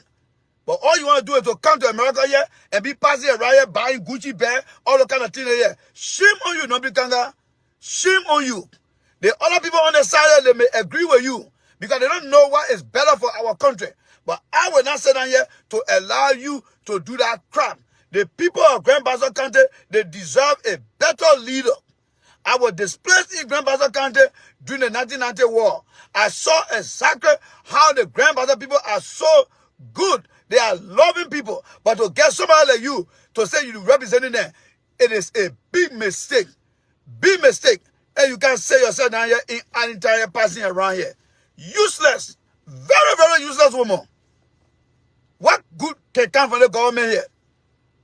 What good can come from the government? Let somebody tell me. What good can come from the government? How can Joseph Boakai come here and be a spectator here? The man's a spectator in America here. During the summit. Joseph Boakai and his people, they are spectators. They ain't making no marks. Nothing. Nothing. Go on some other business news channel. The vice president of Nigeria over there appear on the business news channel in America here. The president of Malawi, the Morocco representative, those guys are going on all the major business network here, promoting their country. But why you see Joe Boakai here? Where will you see Joe Boakai? Nowhere. Nowhere. Nowhere. Nowhere. A very useless government. Very useless government. The entire government of Joe Boakai stand no better skill as far as I'm concerned. Nothing. You set on a criminal platform, he lied to you.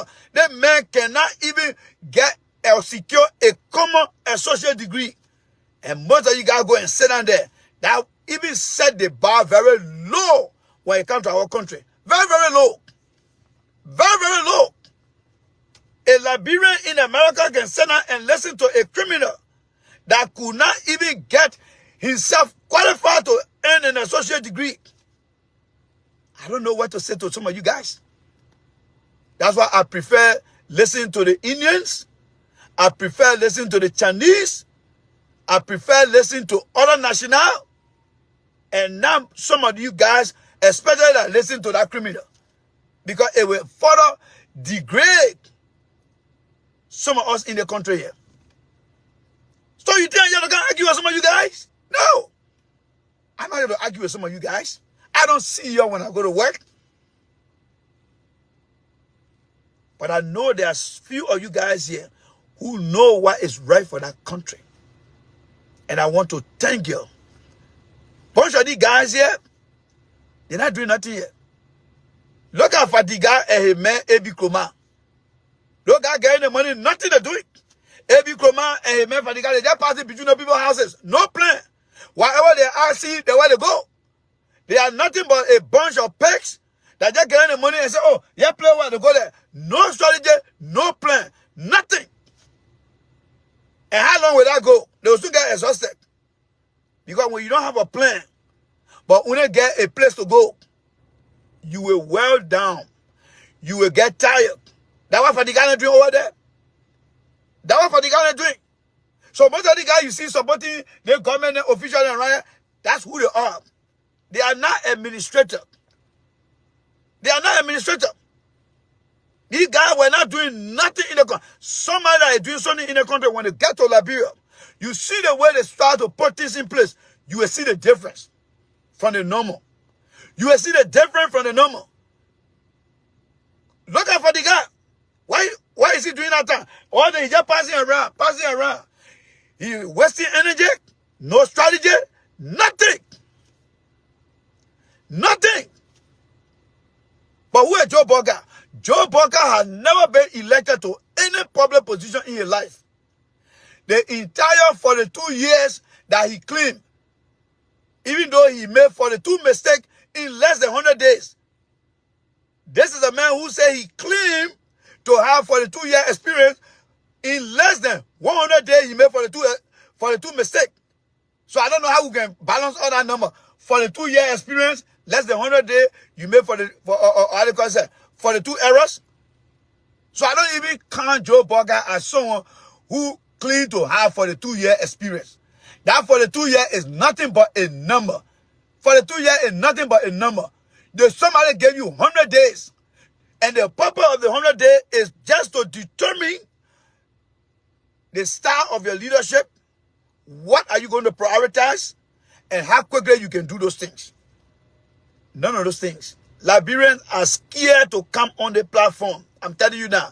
If you listen to me in Liberia, let me say this to you. Most of your brothers, they are scared to come on the platform. Because you know why? They don't want you to hear the truth that I'm speaking here right now. Many of them are not qualified to work in this country in administrative position. But they want to go to Liberia to take on administrative position. So when they go to Liberia, ask them, what was your position in America or in Europe? How many people reported to you? Ask them the question. Ask them the question. Ask them the question. When you live in America, did you work there? And they tell you, say yes. So what was your position? How many people reported to you? How much budget did you manage in that role? How much budget did you manage in that role? They're not going to tell you. They're not going to tell you. They will not tell you. Because they're not doing no kind of position. Not doing no kind of job. That's why they're scared to come here. That's why they're running behind a criminal. Many of them are followers. They are not leaders. That's why when they go back home, they feel flat. Many of them. And you will get to see them one by one. You will get to see them one by one. You will get to see them. And you saw what Fagon did yet? Eugene Fagon, you saw him working? Now they're talking, they say, oh, he's director of LBS. Let's see whether he will change LBS in our country. Let's see whether you are any value. There are two things in life. One that has value, the other that is just a number that we call a raw data with no value. Most of your Liberian brothers and sisters in the town, especially the men, they didn't work for them in this country. Most of them. And those set of people are the ones that are always looking for a government job in Liberia. They're always looking for a government job in Liberia. But those of you that follow me, you will know and you will remember. And I'm going to tell you right now, I'm not looking for a government job. I don't need no government job. I can work anywhere in the world because of my qualification. George Weah was president. What did I say to George Weah? I criticized George Weah, even though I supported George Weah. You think I'm going to say everything? No, because I believe in my education, that it can defend me anywhere I go. Most of your brothers and sisters in here that support the government, especially the United Party people, they're nothing here. If you drink and have a reliable position in this country, you see guys like John Molu. Didn't you guys see John Molu going on a criminal platform called Spoon? What John Molu said to Boakai, let us hire people based on terms of reference. And what the Boakai people said, I mean, we want that here. And where is John Molu today? He's not with Boakai anymore. Did you guys ask Joe Boakai why John Molu is not with him? And John Molu was the one who said the government or the United Party anyone 2 times what? Corrupt, right? Why you think we did not bring John Molu? Because John Molu was straight. Why you think Boakai did not bring John Molu? Because John Molu is straight. And what does that tell you about Boakai? He's not a man that really wants to change. He's not a man. John Molu said the Eddie government was 10 times corrupt than the Judy Bryant government. And Joe Boakai was part of that government. But today, if you think because Joe Boakai said he was a race car park, now he is the old car on the road. Why he did not bring John Molu now? To say, John, when you made that statement, our vice president, our part as the old car, but I'm going to bring you now so that it cannot be on my government. But what happened to Joe Boakai? He never brought John Molu. Because Joe Boakai was in the same boat as Ellen when John Molu described him. And Joe Boakai is in that same boat as president, and he refused to bring John Molu. That is what I gave you on the platform. John Molu is a professional man. He's not going to kiss Boakai behind to get a job in Liberia. He's not going to do that. Those are the few Liberians that you must respect. Those are the few Liberians you must respect. They believe in their talents. They believe in their talents. Not the one that running away going over there. Look at the information minister today. The Joe Boakai information minister. That man sat down in Minnesota and did nothing. But by the time government run, he's going to power. What is he going to offer? Go and ask Jeremiah Pierre. When you let any government you're in America, what did you do? They got no terms of reference. That's why John Molu was coming after them. And they said, no, we want a man here. We want a man here. We not going to sit down in America if eating all the GMO food. We not waste time here. Joe Boakai and we want a man here. We don't want that man here. We don't want that man here. That's why you see today in Texas, they are really humiliating. They are really embarrassing our country. That's what they're doing. That's what they're doing, folks. That's what they're doing in that place. I feel sorry for them. I really do. I feel sorry for them. I really do. Those guys know nothing about business. They know nothing about investment.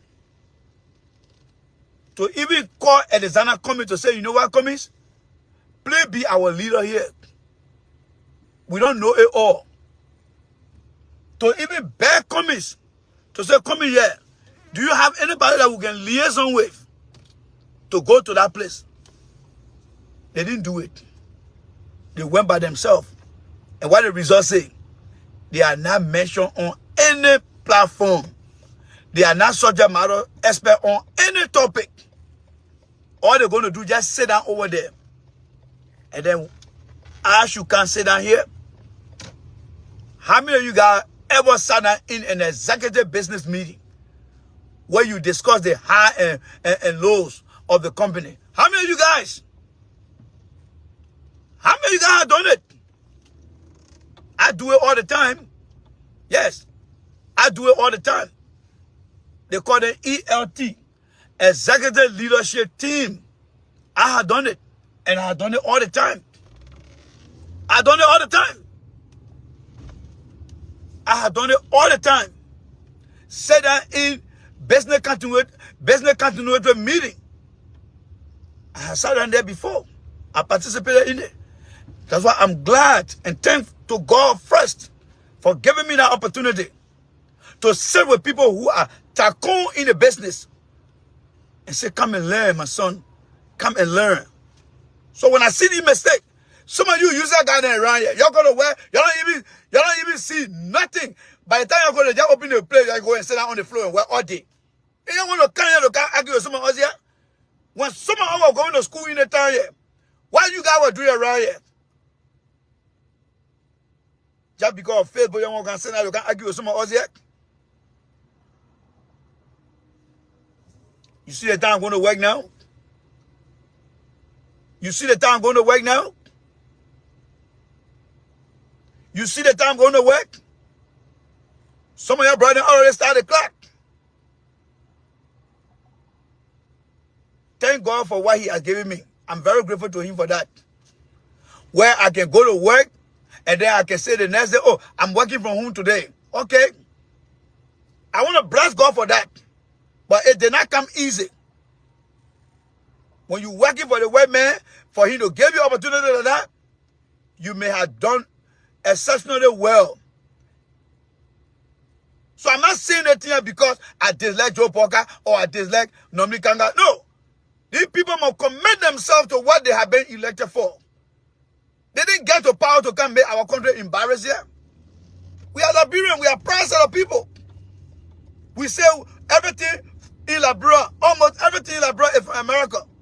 And then we come to an American summit, and then our Nina Lester on there. How do you feel about that? How do you feel? I don't feel good.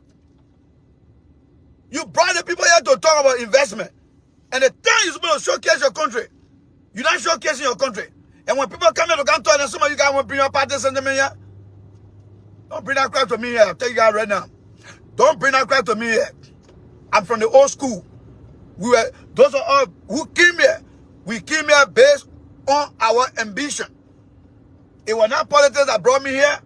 It was not, or how do you call it, or resettlement that brought me here. No. I will focus on my education. And that's how I managed to come here. Just so you guys know. So if you don't like it, go to that criminal platform. All right? Go on the criminal platform and go sit down there. All right? That's why he don't tell you the truth about himself. He will never tell you guys the truth because that's a trade secret. You know, in business, there's something called trade secret, right? Coca-Cola will never tell you the formula they use to make their product better. Pepsi will never tell you what make them to be Pepsi because that is their trade secret. That criminal will never disclose to you guys what he's doing. But Jay Randy here will tell you everything that you need to know in life because life is too short. Life is about developing and preparing for the incoming generation. You develop the country and prepare the incoming generation because one day you will be off. One day you have to retire. We have never set our mind on those things. We don't believe in passing down knowledge and information to our people. Passing them, teaching them responsibility. We don't believe in that. You come on the platform here, I will teach you. Hey, let me tell you guys right now. That's why for me, Liberians don't believe in the truth. That's why I don't go to any church in Liberia. You can be a pastor in the country. As long as you are a Liberian, I'm not coming to your church. I'm not coming to your church because God is not even in Liberia. You allow people to lie to you and you become complacent with the lies. Don't bring it on the platform yet. Many people will not come here because I will tell them the truth. Let Joe Boakai come out and tell you why Liberia is not listed on there to say, oh, invest in Liberia. How you go for a concert and nobody see you? How you go for a concert when nobody can see you? They call it one-to-one. One-to-one. No matter what kind of job you do in the country here, your supervisor will tell you, I need to talk to you. How you be working for a company and now one day your supervisor call you and say, I need to talk to you. That means you're not relevant. You're not important. Our people came in the country here to attend a business investment. And all the other African countries, they gave them time where everybody will focus on them. And that thing is called invest in Morocco, invest in Nigeria. And Liberia is not mentioned. And aside from that, not even a subject matter expert will get up and say, okay, say we're not being represented. This time on the top here, let me talk about what Liberia has done in the area. Nothing. You guys should be ashamed of yourself that support Joe Boakai. You should be ashamed of yourself. It's about putting pride on ourselves.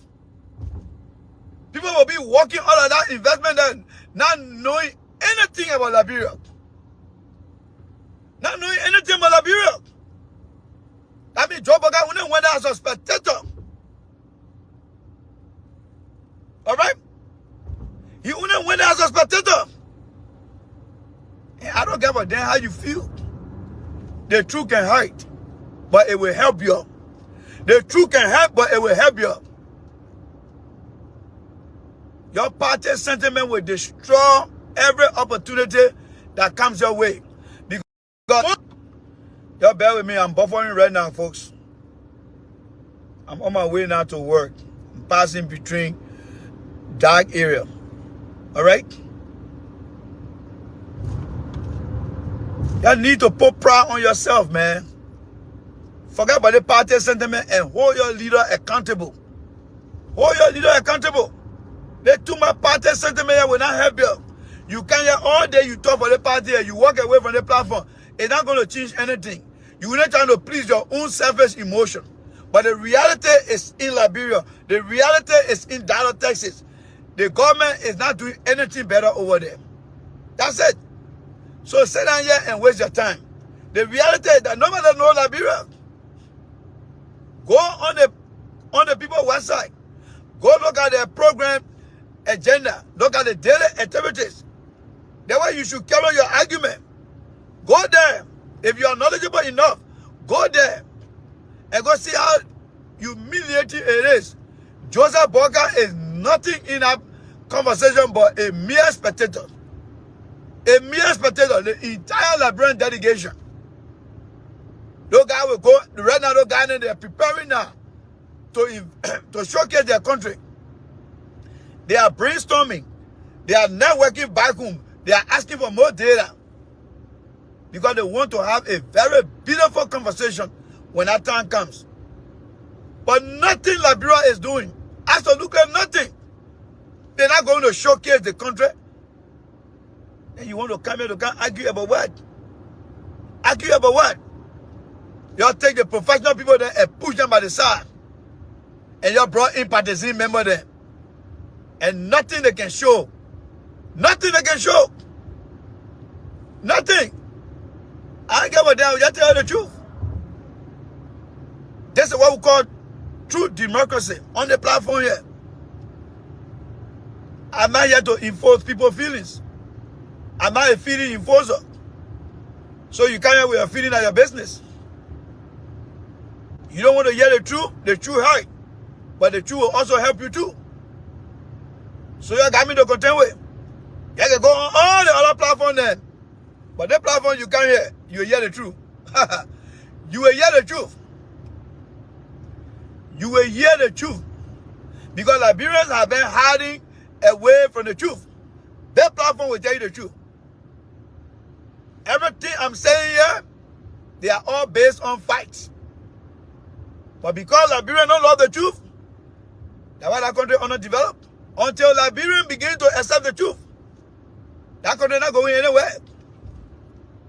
Y'all will change government to government.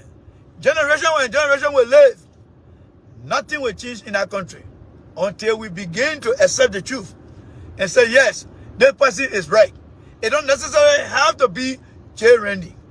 Anybody who speaks the truth, if you accept the truth and say, yes, we accept the truth, let's go and make changes. That is the only way Liberia will be a better country. Or else, it will just remain like that. Liberia is now turning into the country that will never change. A country that will only be used when it comes to bad example. People just say, go to Liberia. Go do your research on Liberia. If you want to know a country that has worse situation and cannot improve because they are not willing to change, go do your research on Liberia. You will get A+ on that research when it comes to bad leadership and a very bad mindset of people. That is why they will be telling anybody. And that's why I'm telling you guys right now. Until you accept the truth, that country going nowhere. You guys have said that on all the big platforms. What have they taught you guys? When you come on other platform, everything you say is just to start cursing. That's why you're learning on the other platform. You see, when you are not knowledge enough, the next thing you will start to do is to start to insult. So I know you guys. Your leader then are listening to me today. They know I'm saying the truth. But because they themselves too, they are liars. So they will not accept the truth. These guys, they are not fit. Those people at that convention, they look at all their resume them and say, but these people have no outside experience. They got no outside experience. We can put the people out there because they are sponsors that are coming to that place. Pfizer, Chevron, ExxonMobil, J&J. These guys are big boys that are spending money. And they go put a Labrador guy over there.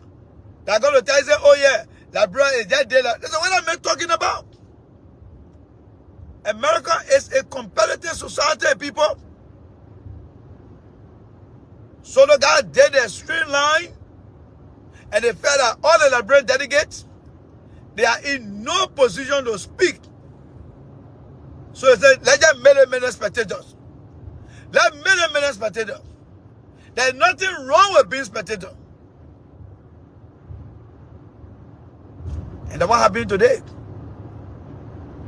So when you're on the different platform, you tell your men to bring professional Liberians then. They're plenty here. If I tell you that I'm not professional Liberian in the country here, I'm lying to you. There are professional Liberians here. Female and male professionals. But because the way you behave, if somebody not support you, or somebody crazy, you don't want the person. That's the way men over there teaching your sense in our dialogue test there today. All of you will be sitting there with your mother, all steam because your brother, that be your mother, you can't talk. You better care more TikTok. You need to care more TikTok. Because you're not going to use the bathroom, you'll go pee or poo poo, and you're kind of yesterday over there. Nothing to do to that place there. Nothing. Some of the guys will go and speak. Those guys from Nigeria, from Morocco, they'll go and speak, they'll come back. You know what it means for your fellow African men to just stand over there and be lecturing you? And be lecturing you? They may not leave over the African guys and are leaving. Yeah, I think. Those guys go back when they're going to be in a local newspaper. And the men are going to take the video clip. But when Joe Boakai they're going to bring, they just feel sorry for him because he's president, so they're just going to let him to talk. But the president of Malawi, he got a part of delegate, they're going to be speaking. The vice president of Nigeria, he's not even speaking. No, I think he's speaking. But they got other people then. When they talk about investing in Nigeria, they already got that platform again. They're giving up people a platform. They're not giving the broad platform. They're giving up people a platform, but they're not giving the broad platform. Can you imagine that? Can you imagine that?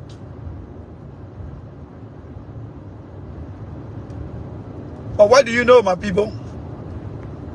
Our country don't believe in intellectualism. They believe in political rumors. They believe in lies. You know, criminal then come on there after you see all the running there. But I enjoy what happened in Texas today. I enjoyed it. You can be in your own kingdom and make yourself feel happy.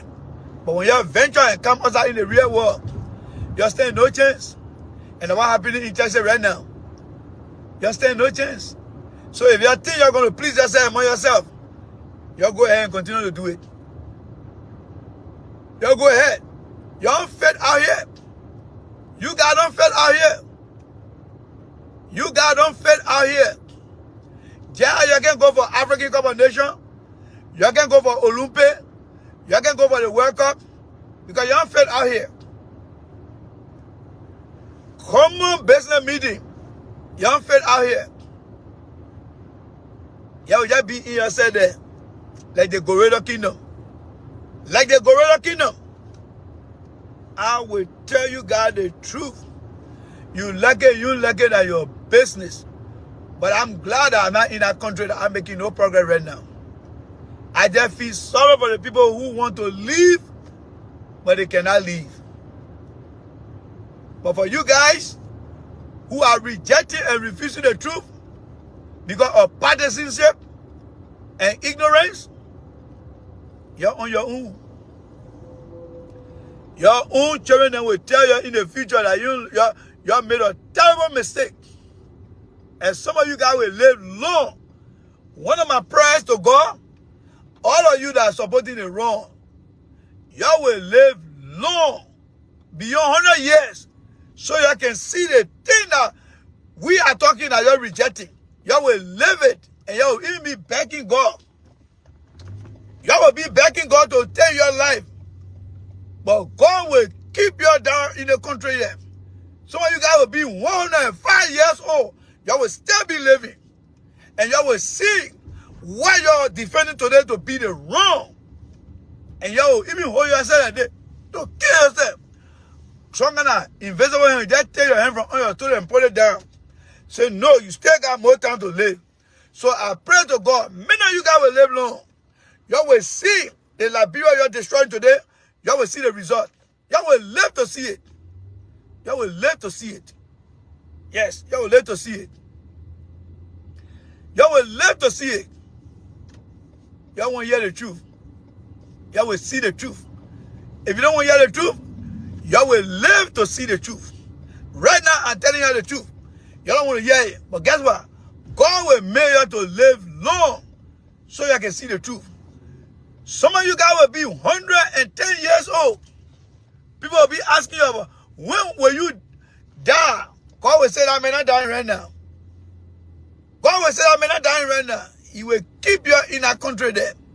You will live long to see your mistake. So the next time you come out to the area, you will see and say, no, I will have to accept the truth. I will have to accept the truth. So, ladies and gentlemen, I'm back to work. Let's take that back. Some of you guys will now understand where I am actually coming from when I say Joseph Boakai underperformed. This has nothing to do with politics. This is a serious matter that many Liberians need to take and consider seriously, because the future of your children as well as yourself will depend on how your government plan to help you achieve your goal and prepare for your children. That is what I am all about when I look at what Joseph Boakai is saying. The government of Liberia has the constitutional responsibility to provide the necessary tools or things or opportunity for the people that it governs. Whether it is security, the government should be able to strengthen the security and ensure that if anybody does something wrong, that person should face the full weight of the law through due process. Whether it is achieving high school education, the government is under obligation to ensure that policy, law are implemented to ensure that every child born in our country must have a 12-year education. the government must ensure that job opportunities are available for all Liberians in order to live and be happy in Liberia. The government is under that responsibility because the government official, including the president, they are paid by the taxpayer. The taxpayer are the one who pay the government. Yes, the taxpayer are the one that pay the government. So the few things I just listed here for you guys are constitutional and mandatory requirement that the government need to institute for its people. Now, there are two things that can happen when it comes to meeting these essential needs for a country. One, the country may have the resources, but as far as the logistics or the human element or infrastructure goes, the country might not have that. That means that the country got the natural resources, but they don't have the finances, they don't have the equipment, the infrastructure, and other things as well. Then what the country do? What the country does? The country will have to go out there and start to look for investors. And going to meet an investor will require proper planning. Yes. Going to meet an investor will require proper planning. Failure to plan properly could lead to a disaster. And that's exactly what Joseph Boakai did yesterday. But the reason I keep saying to myself that many Liberians don't understand these things, here are the following reasons. Number one, many Liberians across the world who are engaged into political conversation across social media, many of them are not experienced in understanding what it means for a government to plan and plan properly so that its people can benefit. Many Liberians don't know these things. I'm not trying to downplay many Liberians, but all the companies we work for in the country and other country, the businesses that the company are engaged into and how they attract these things, it is not as easy for many of our brothers and sisters to understand. Some of our brothers and sisters just want to work. And I agree, and I'm happy. Some of our brothers and sisters that just want to work, they don't want to know about how the job came to them or came to the country. I don't blame them for that. As long as they limit their minds on the fact that they just want to work, that is good. That is good. But equally so, there are other Liberians that are willing and ready to learn new things. And J. Randy here, what it means if the government of Liberia is going to meet investors in America. What are they supposed to be doing? What are the important things that they're supposed to be doing? Those are things that need to be clearly given to the people of Liberia.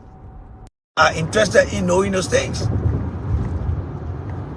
But to our utmost surprise, not many Liberians are interested.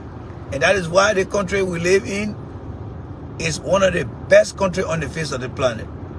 Because information dissemination and access to information in the country is a only left with you to start asking no question. That's what it's all about. So Joseph Boakai came to the United States. You listened to that old man yesterday. He came to join other African heads of state and president. And the purpose was to, engage, engage Liberians. Engage investors. The purpose of that visit or that investment summit, Joseph Boakai came to this country to engage investors and tell them how and why it is important to invest in Liberia. Mr. Boakai never did. Instead, Mr. Boakai fell flat. You see, my fellow Liberians, when you are in a very big role, such as the president of Liberia, that role don't require a very weak and incompetent group of people, including the president. Joseph Boakai is in no way, shape, and form able to lead Liberia successfully.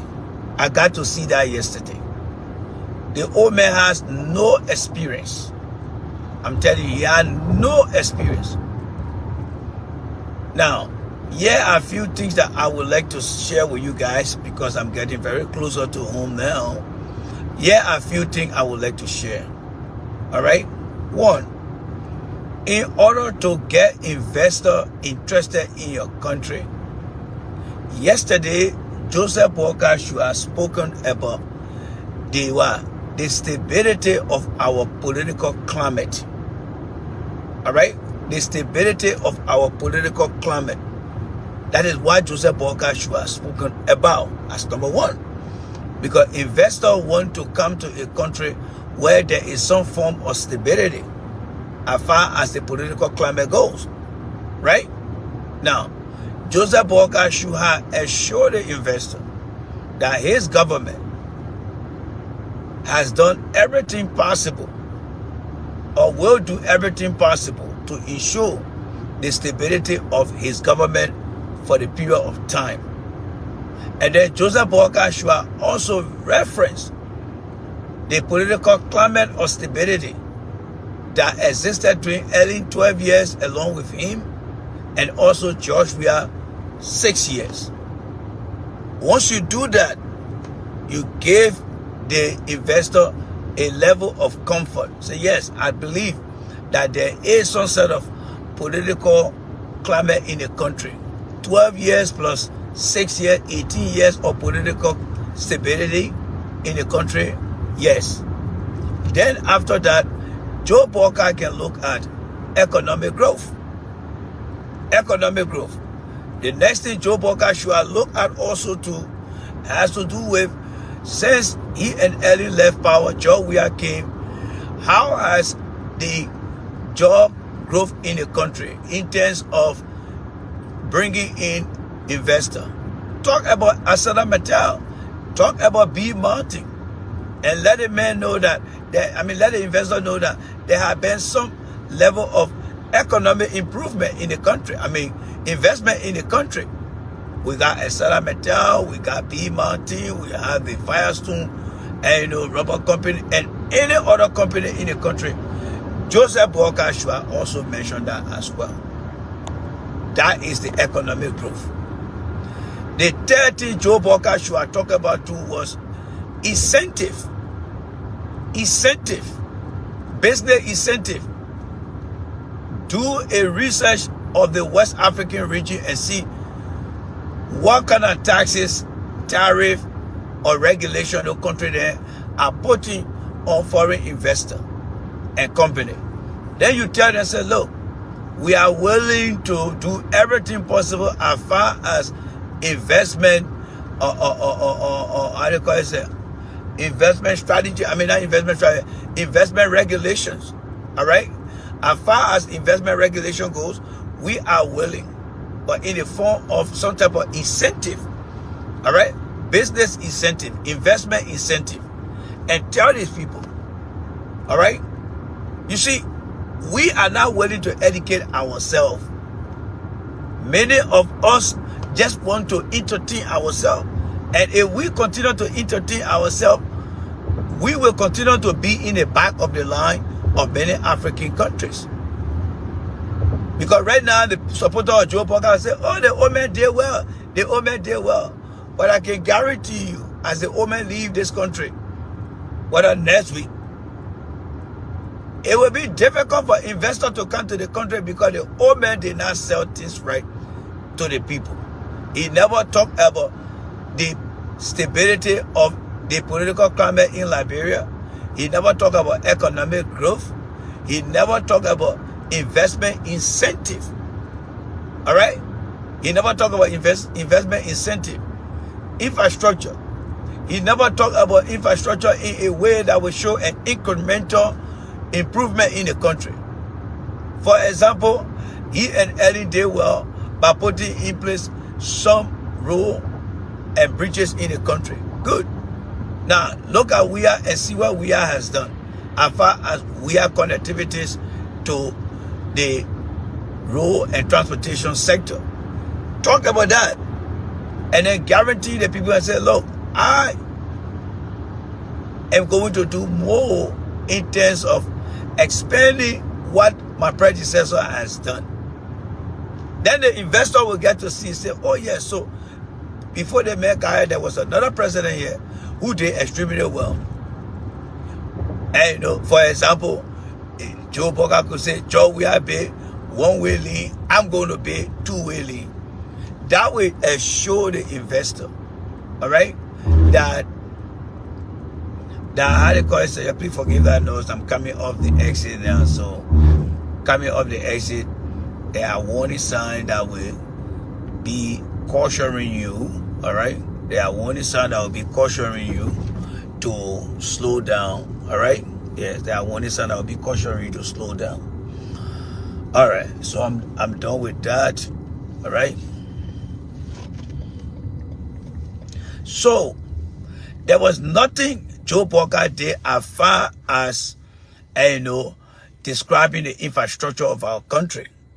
Now, what are the infrastructure? Joe Boakai should have been talking about what WIA has done, what he and Ellen has done, how far they are and well they are doing with the utility in the country, the internet, how far they has capture those data.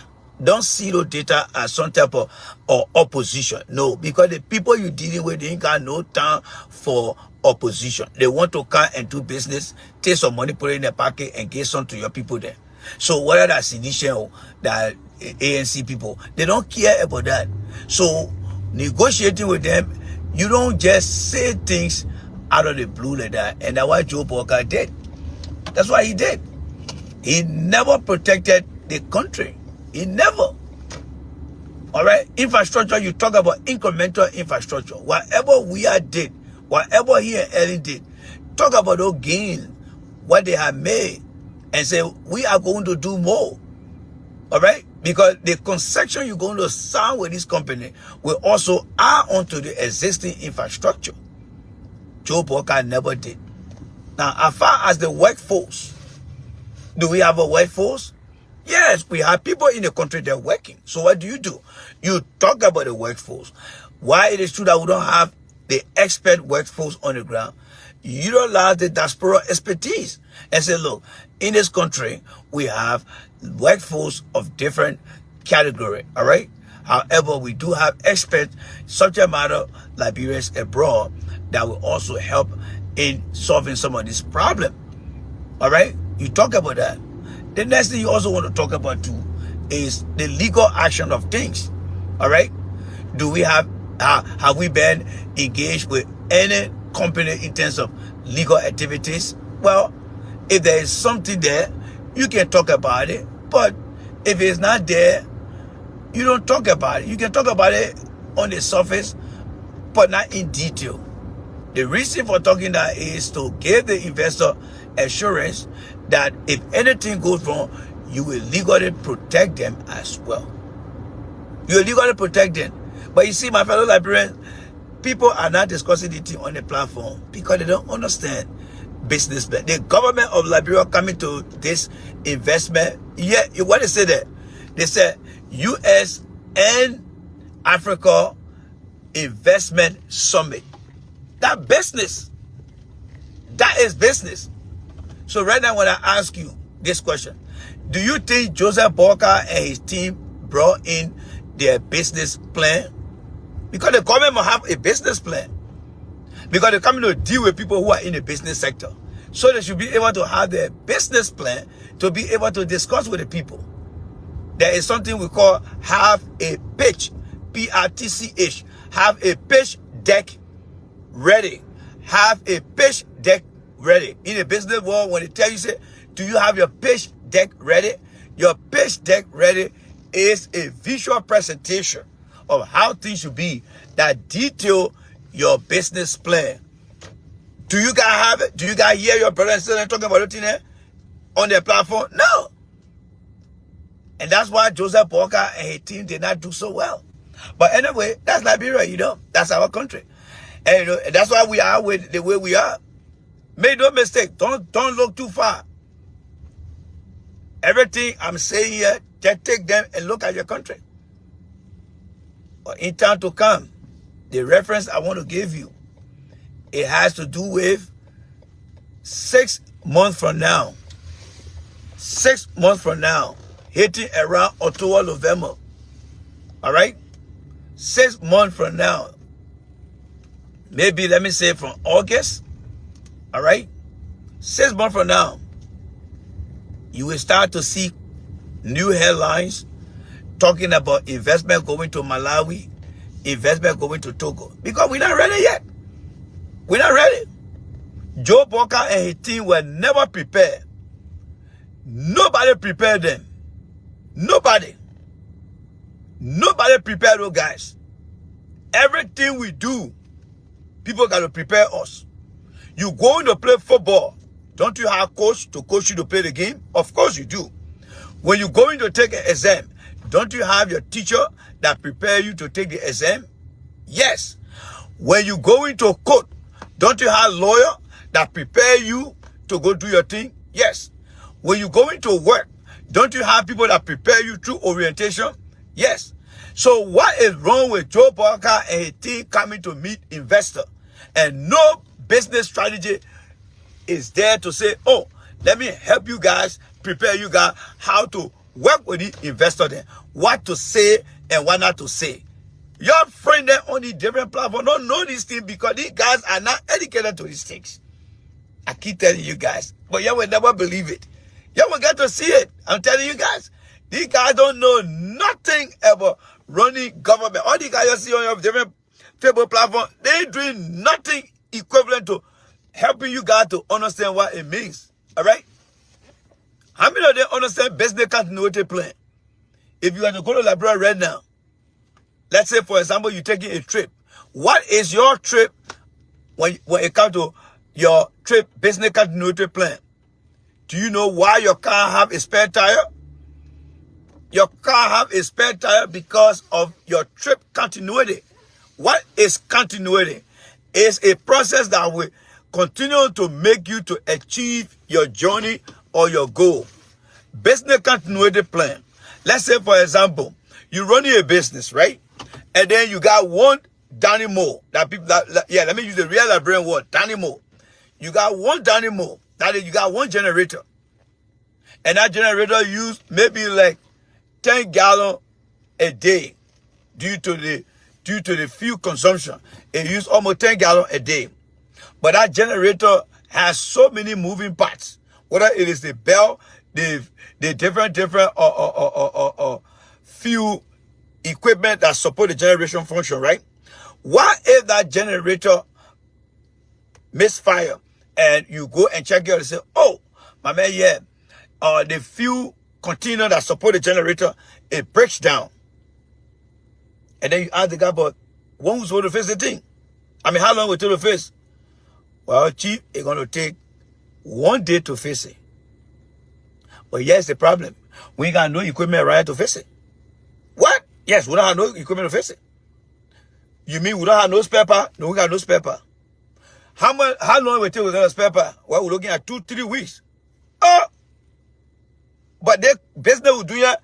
There are people who waiting for the production to start. I mean, for the product to come to their doorstep tomorrow and the day after tomorrow at the end of the week. And you telling me to go get a piece of equipment going to take a whole week? We are going to lose business. That is where business continuity plan comes in. And that's what we do in this country. When we sit down in business meeting, we look at business continuity. So, for example, if you get to spare parts, and the guy tells you, oh, it will take 3 hours to fix it.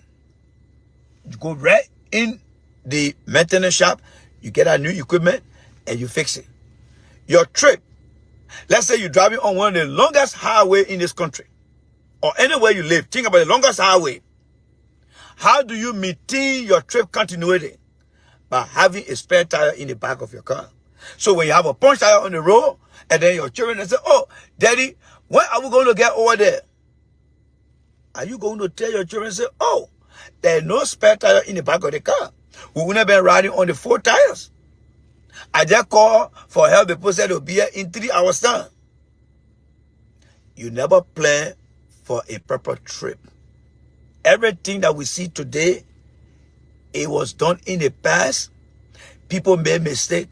That's why they put in place corrective and preventative action so that it cannot happen. Everyone don't know everything. Everything I'm telling you here, many years ago, I never knew them. But I'm glad that I am working with people, and based on my curiosity, I'm learning these things. And what can I do to help my country is to be able to give back to them by sharing the platform. But how many people come in here and sit here to listen? But when they embarrass us, then they want to use political defense to defend them. That thing that Joe Boakai did over there, does it make sense? Joe Boakai did not talk about the political climate that our country have maintained since he and Ellen took the Democratic leadership for 12 years. He did not add to George Weah climate change as well. Joe Boakai did not talk about the economic growth. People are working. There are few companies in the country that are doing well since he and Ellen took office, including George Weah. But Joe Boakai, want to expand that opportunity beyond Ellen and George Weah. Joe Boakai did not talk about giving the investor that, look, when you guys come to the country, we will provide investment incentive. We'll look at the issue of reducing tax, talk about how much taxes you put on government, on foreign, or investor. What are the taxes you currently have? And what are you going to do to reduce the taxes? Joe Boakai never even talk about the workforce. He never talk about what that brought is part of the ILO, the International Trade Organization, all right, or the World Trade Organization, whatever it is.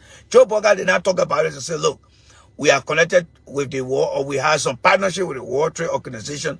That means that what we do here will meet some type of, in Liberia, we meet some type of standard. Nothing Joe Boakai talk about. Nothing. Absolutely nothing. So that means Joe Boakai did not come to America with a business plan. If Joe Boakai and his team managed to reach out to an investor strategy, they were going to coach them. They were going to coach them and say, these are things you need to do.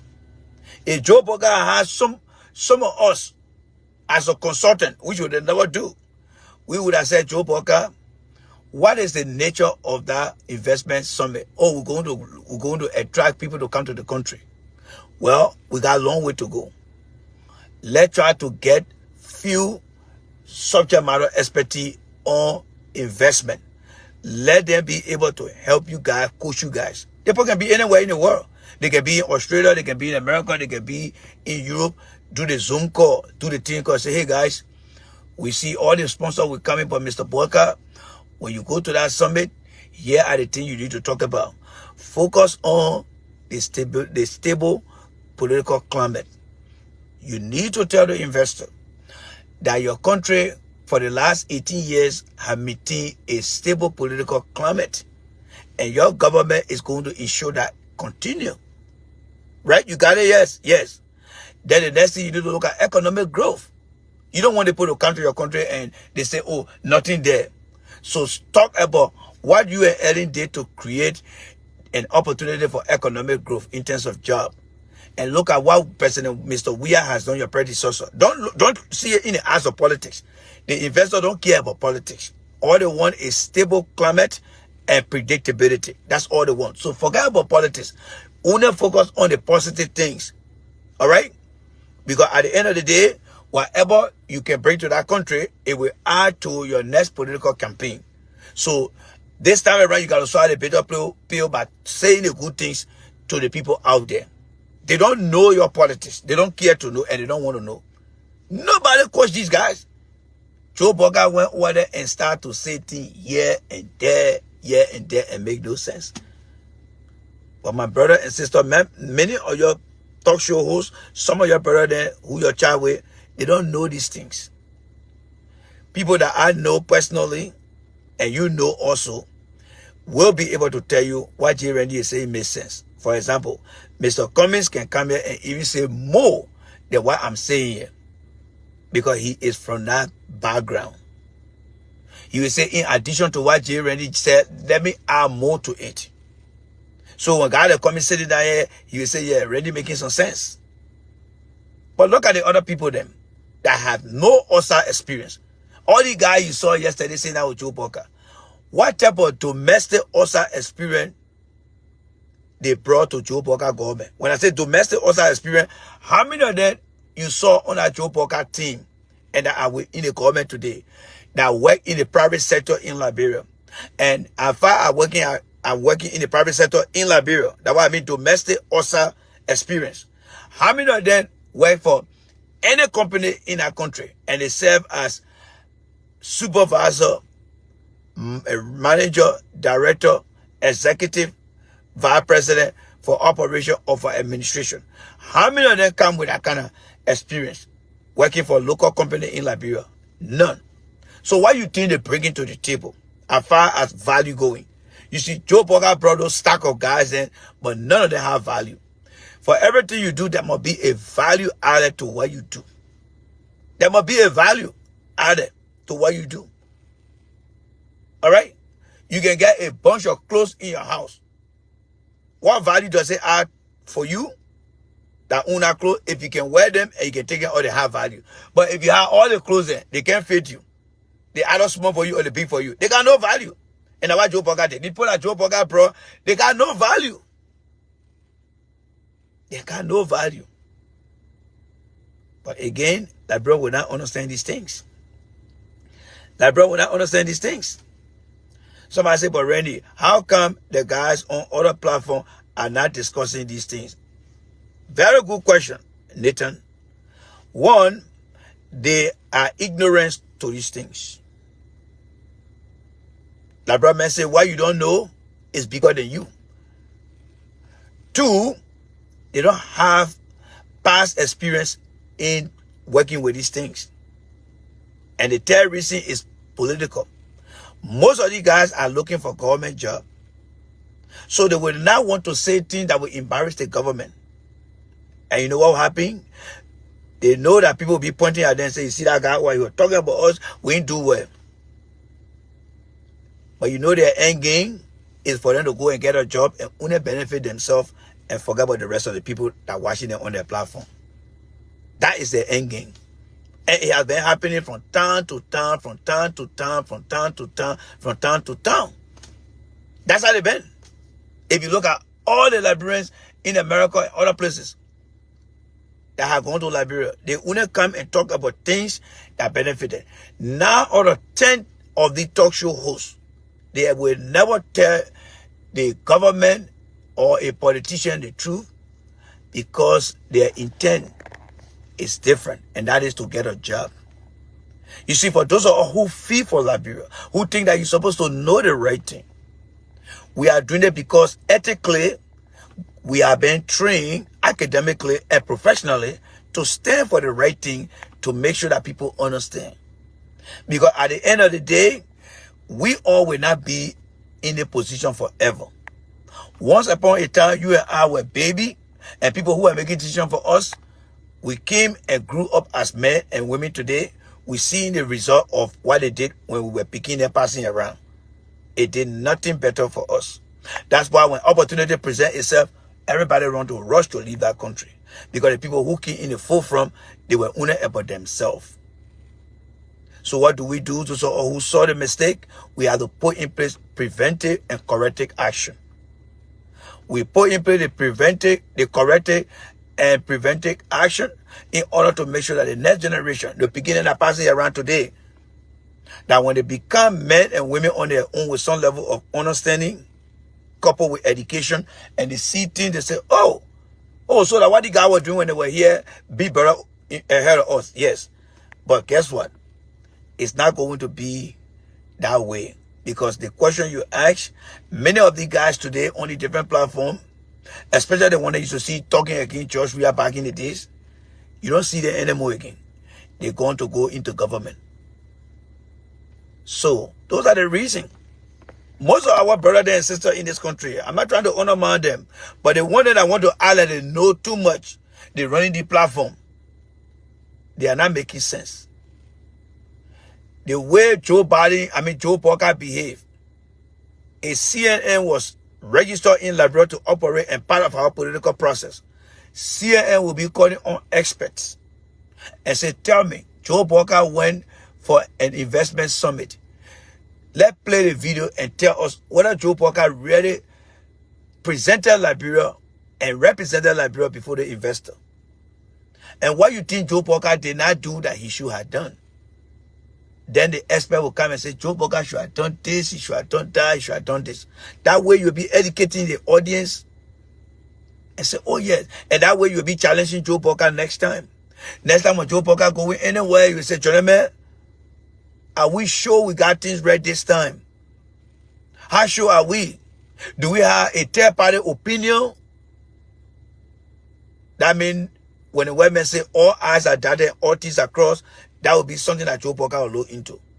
But that kind of standard of approach for improvement, we don't have it among our talk show hosts. We don't have it among ourselves. And the bottom line is, that's why we keep lagging behind. How old are we again? 177 years old this year, right? What achievement have we gotten so far? Nothing. Nothing. So you see, no matter how you flip the coins, those are supporting Boakai and the power administration, the bottom line is the country not making progress. Those are all who speaking the truth and try to bring their attention to Joe Boakai, George Weah, they are not listening to us.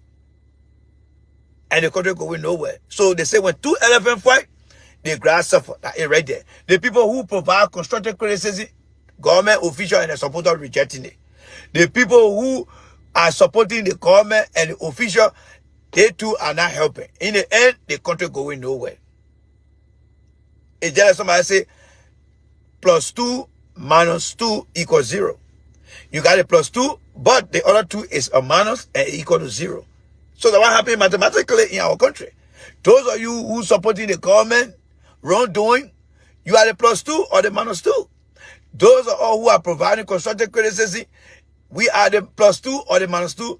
And because both sides are not seeing, one side is not seeing the truth, the other side is seeing the truth, is being ignored, so everything equal to 0. Everything equal to 0. So don't ever ask yourself why Liberia is underdeveloped. You already know the answer. The answer is Liberians are not willing to hear the truth and make the change. Liberians are not open to being criticized in order to improve. Those are the reasons why keeping Liberia behind today.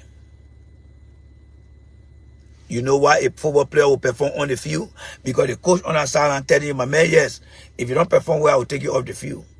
And then they will substitute him. The next time he or she get out, he get an opportunity to go on the field, he will perform. He will do everything possible. And the coach will say, yes, he's improving now. He's improving. We don't have those kind of check and balances in our society. All right? Somebody said the entire team of JMB, the summit need a supervisor note of corrective action. Yes, true, Melvin down. But the fire, they were not prepared. They were never prepared. They were not prepared at all. If you go back, and I will encourage you guys, tomorrow we'll play, but take upon yourself and listen to Joe Boakai more than one time. You will start to see things. Everything we say here, take this thing as your guide and go and listen to Joe Boakai. Ask yourself, did I hear anything about climate stability from Joe Boakai? Did I hear anything about investment incentive like reducing taxes and trying to help the investor to get some opportunity as it relates to regulation? Did I hear Joe Boakai talking about economic growth? For example, the guy from Estella Metal that was saying that, oh yeah, we got a little investment in the country called Liberia. We are making progress. Did I hear Joe Boakai saying those things there? No. So when you use all the tools and listen to Joe Boakai, that when you start to realize the mistake. That when you start to realize the mistake. So guys, I got to go. We are not broadcasting tonight. Hopefully by God's grace tomorrow, we will be broadcasting full. So please don't miss our show tomorrow, okay? Thank you guys so much for the opportunity.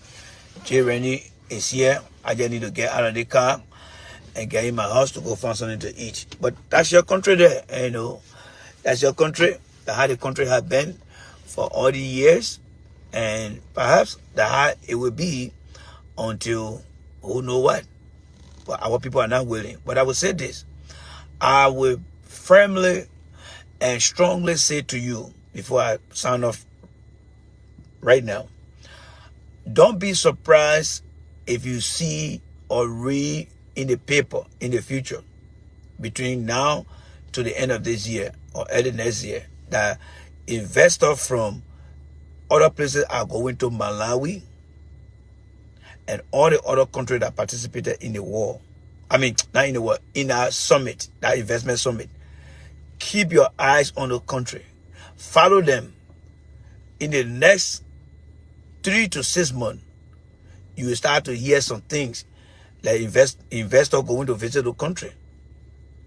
And if Liberia doesn't get some of those investors, whatever we say here and how Joe Boakai demonstrated himself will be the reasons why Liberia did not attract investors in the country. I'll talk to you guys hopefully tomorrow. We'll be live and we'll do everything. All right? God bless you guys. Enjoy yourself. Bye.